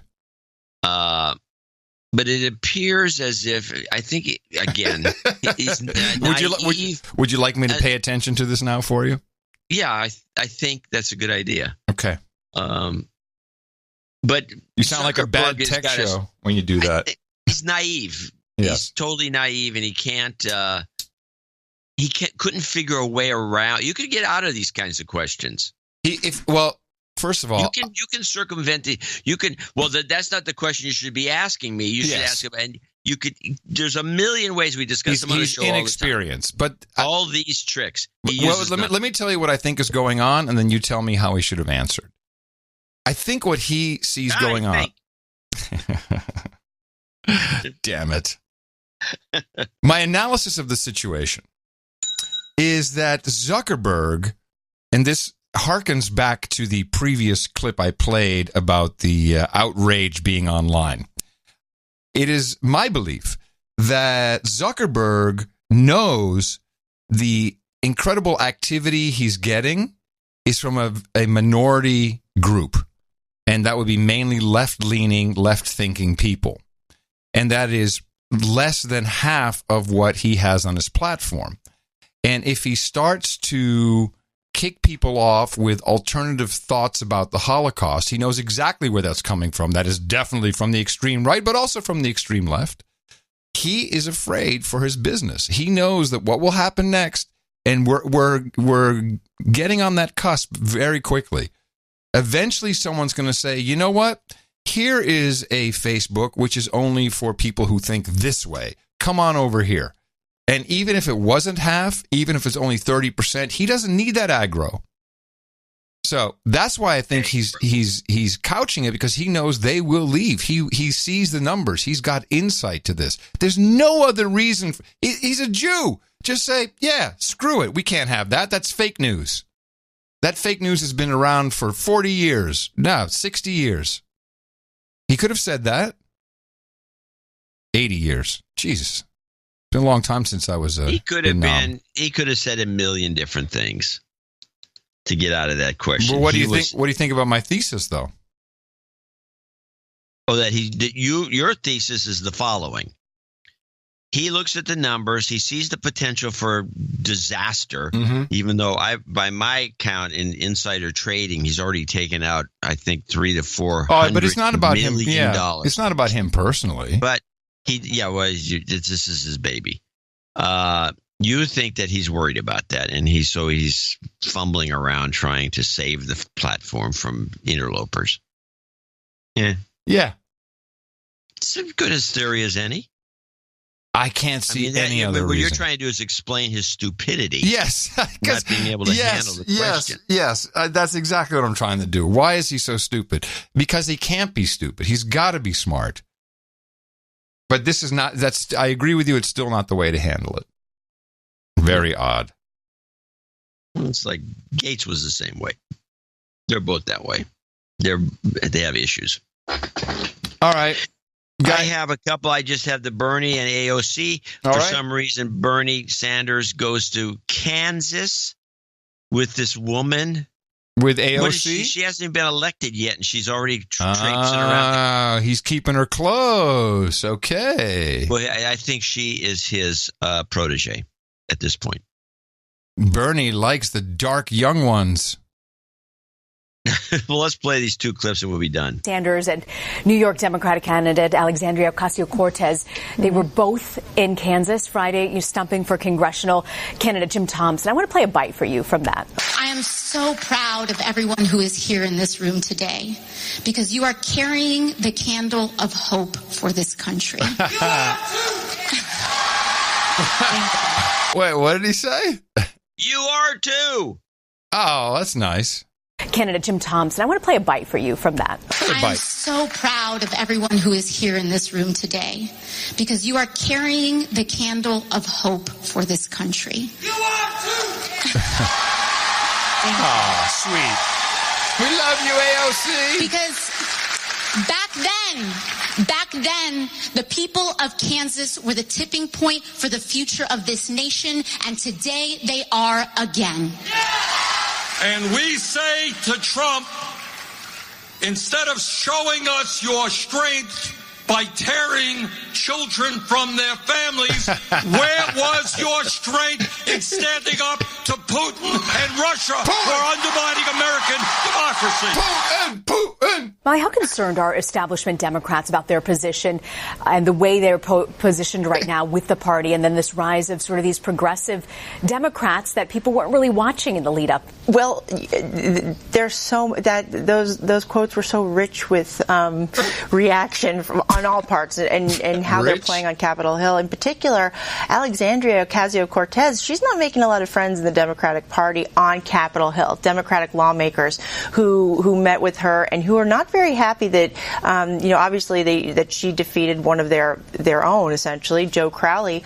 But in addition to which, she's actively backing and endorsing more liberal candidates in Democratic primaries against sitting members of Congress, and that's sort of a no-no. And, when we were talking to several Democratic lawmakers, they said, well, when she gets to Capitol Hill, she'll realize that things are a little bit different if you don't have friends. I liked her and Bernie teaming up. I think that's very smart for both of them. Well, when they go on with this analysis, which is one of the overnight shows, they make it clear that Bernie had a bad time of it, and probably I started thinking about this. Probably some of the reasons that the DNC, which was really never discussed, kind of submarine Bernie's campaign is because the Democrats always hated Bernie. They just hate the guy. Yeah, he's not a team player. He runs as an independent. There's no reason to give him any support. His wardrobe sucks. There's a lot of things. Never combs his hair. It seems as though maybe the thing blown out of proportion. The Bernie supporters were, the Democrats were glad to have a bunch of these kids get all worked up and maybe get into the campaign, but they didn't like Bernie. personally at all, but let's play part 2 and then we can finish. Senator Sanders, I want to ask you, because I know you've been active recently on this issue and concern you have about Russian election meddling. Vladimir Putin was invited to the White House this fall. The Secretary of State says the invitation has not yet been confirmed. Do you think it should be withdrawn? Look, the truth is it's hard to comment on anything that Trump says because he could change his mind tomorrow. But I will tell you that I was absolutely outraged by his behavior in Helsinki, where he really sold the American people out. And it makes me think that either Trump doesn't understand what Russia has done not only to our elections, but to cyber attacks against all parts of our infrastructure. Either he doesn't understand it, really, or perhaps he is being blackmailed by Russia because they may have compromising information about him. Really? Or perhaps also you have a president who really does have strong authoritarian tendencies, and maybe he admires the kind of government that Putin is running in Russia. That's on today's Face the Nation. That'll be playing as we speak. It's checking off the old Trump boxes. And this is such a contrast to what we heard at the beginning of the show when I brought out the real lefties, who are not singing this song at all. This is Bernie just playing to the audience. So he's lost all his original thoughts, sadly, because he had some good thoughts. He had some thoughts that people turned on to. There's nothing original in anything he said, and now he's doing stumping with the AOC was another one. So he's pathetic. He's just latching a wagon on. That is very pathetic. And she can't be his vice presidential candidate or anything like that. That's impossible. Age-wise. I'm not, you don't know what's going on. Yeah. You had to be 35, don't you? Or more. I forgot what the age is. I think it's 35. It's not her age. I know she misses it. No, that's for sure. Look, all I know is my tip for the M5M is you better get on Bill. You get the HAG team out and get Bill out of the way so you can do 6 months of retrospective, because the Republicans are looking at George H. Walker Bush and saying, hey, we could have 6 weeks of retrospection. Oh, they're both trying to hold out the one who's going to die last. That's it. Who will die last? There you go. Mark my words. Someone's got to go before November. This is only discussed on the No Agenda show. And no one else would have the guts to bring this up. But we're happy to do it so you're prepared for the onslaught. And coming to you from downtown Austin, Texas, here in the capital of the Drone Star State, FEMA region number 6 on the governmental maps, in the 5x9 Cludio in the common law condo. In the morning, everybody, I'm Adam Curry. And from northern Silicon Valley, Dvorak.org/NA. I'm John C. Dvorak. We return on Sunday with another edition of the No Agenda Show. Until then, adios, mofos. Can I still get a taxi? Well, yeah, but we're returning on Thursday, not Sunday. Oh, what is it today? Sunday? So Thursday. I'm quitting this getting you a cab job. I'm confused. Donate to a No Agenda. They give us shirts week after week. Donate to a No Agenda. It's a show that's really unique. Donate to a No Agenda. Listen to John and Adam speak. Donate to a No Agenda. Science is turning into a clique. It's got no note. Look at the squirrel mails. Let me just take a look. I'm not sure.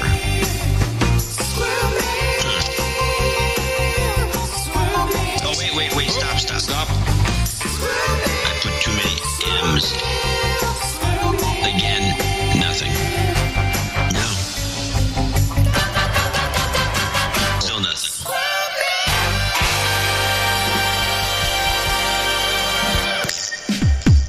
You live here? Yes. Well, maybe you know what a zombie is. When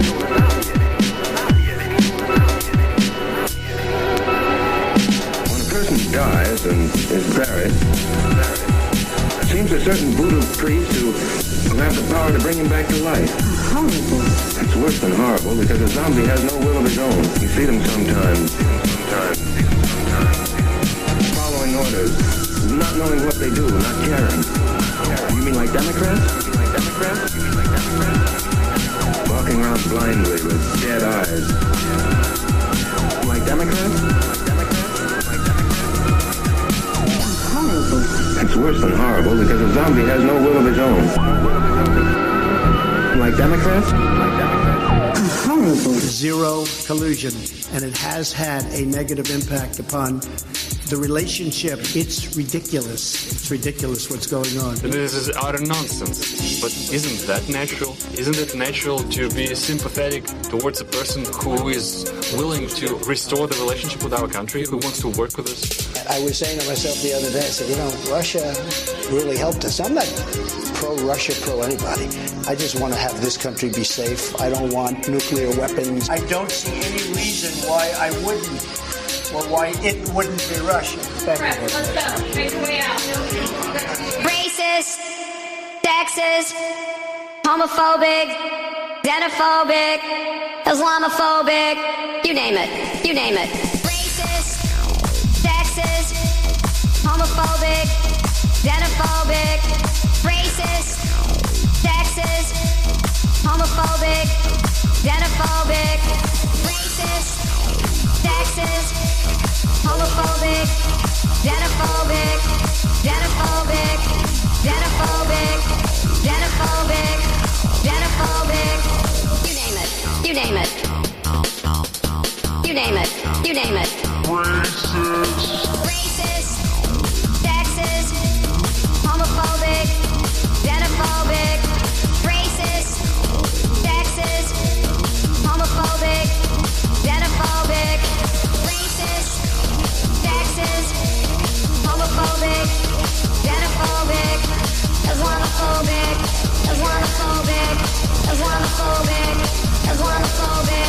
you name it. Racist.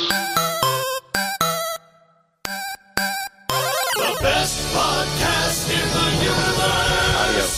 Mofo. Dvorak.org/NA.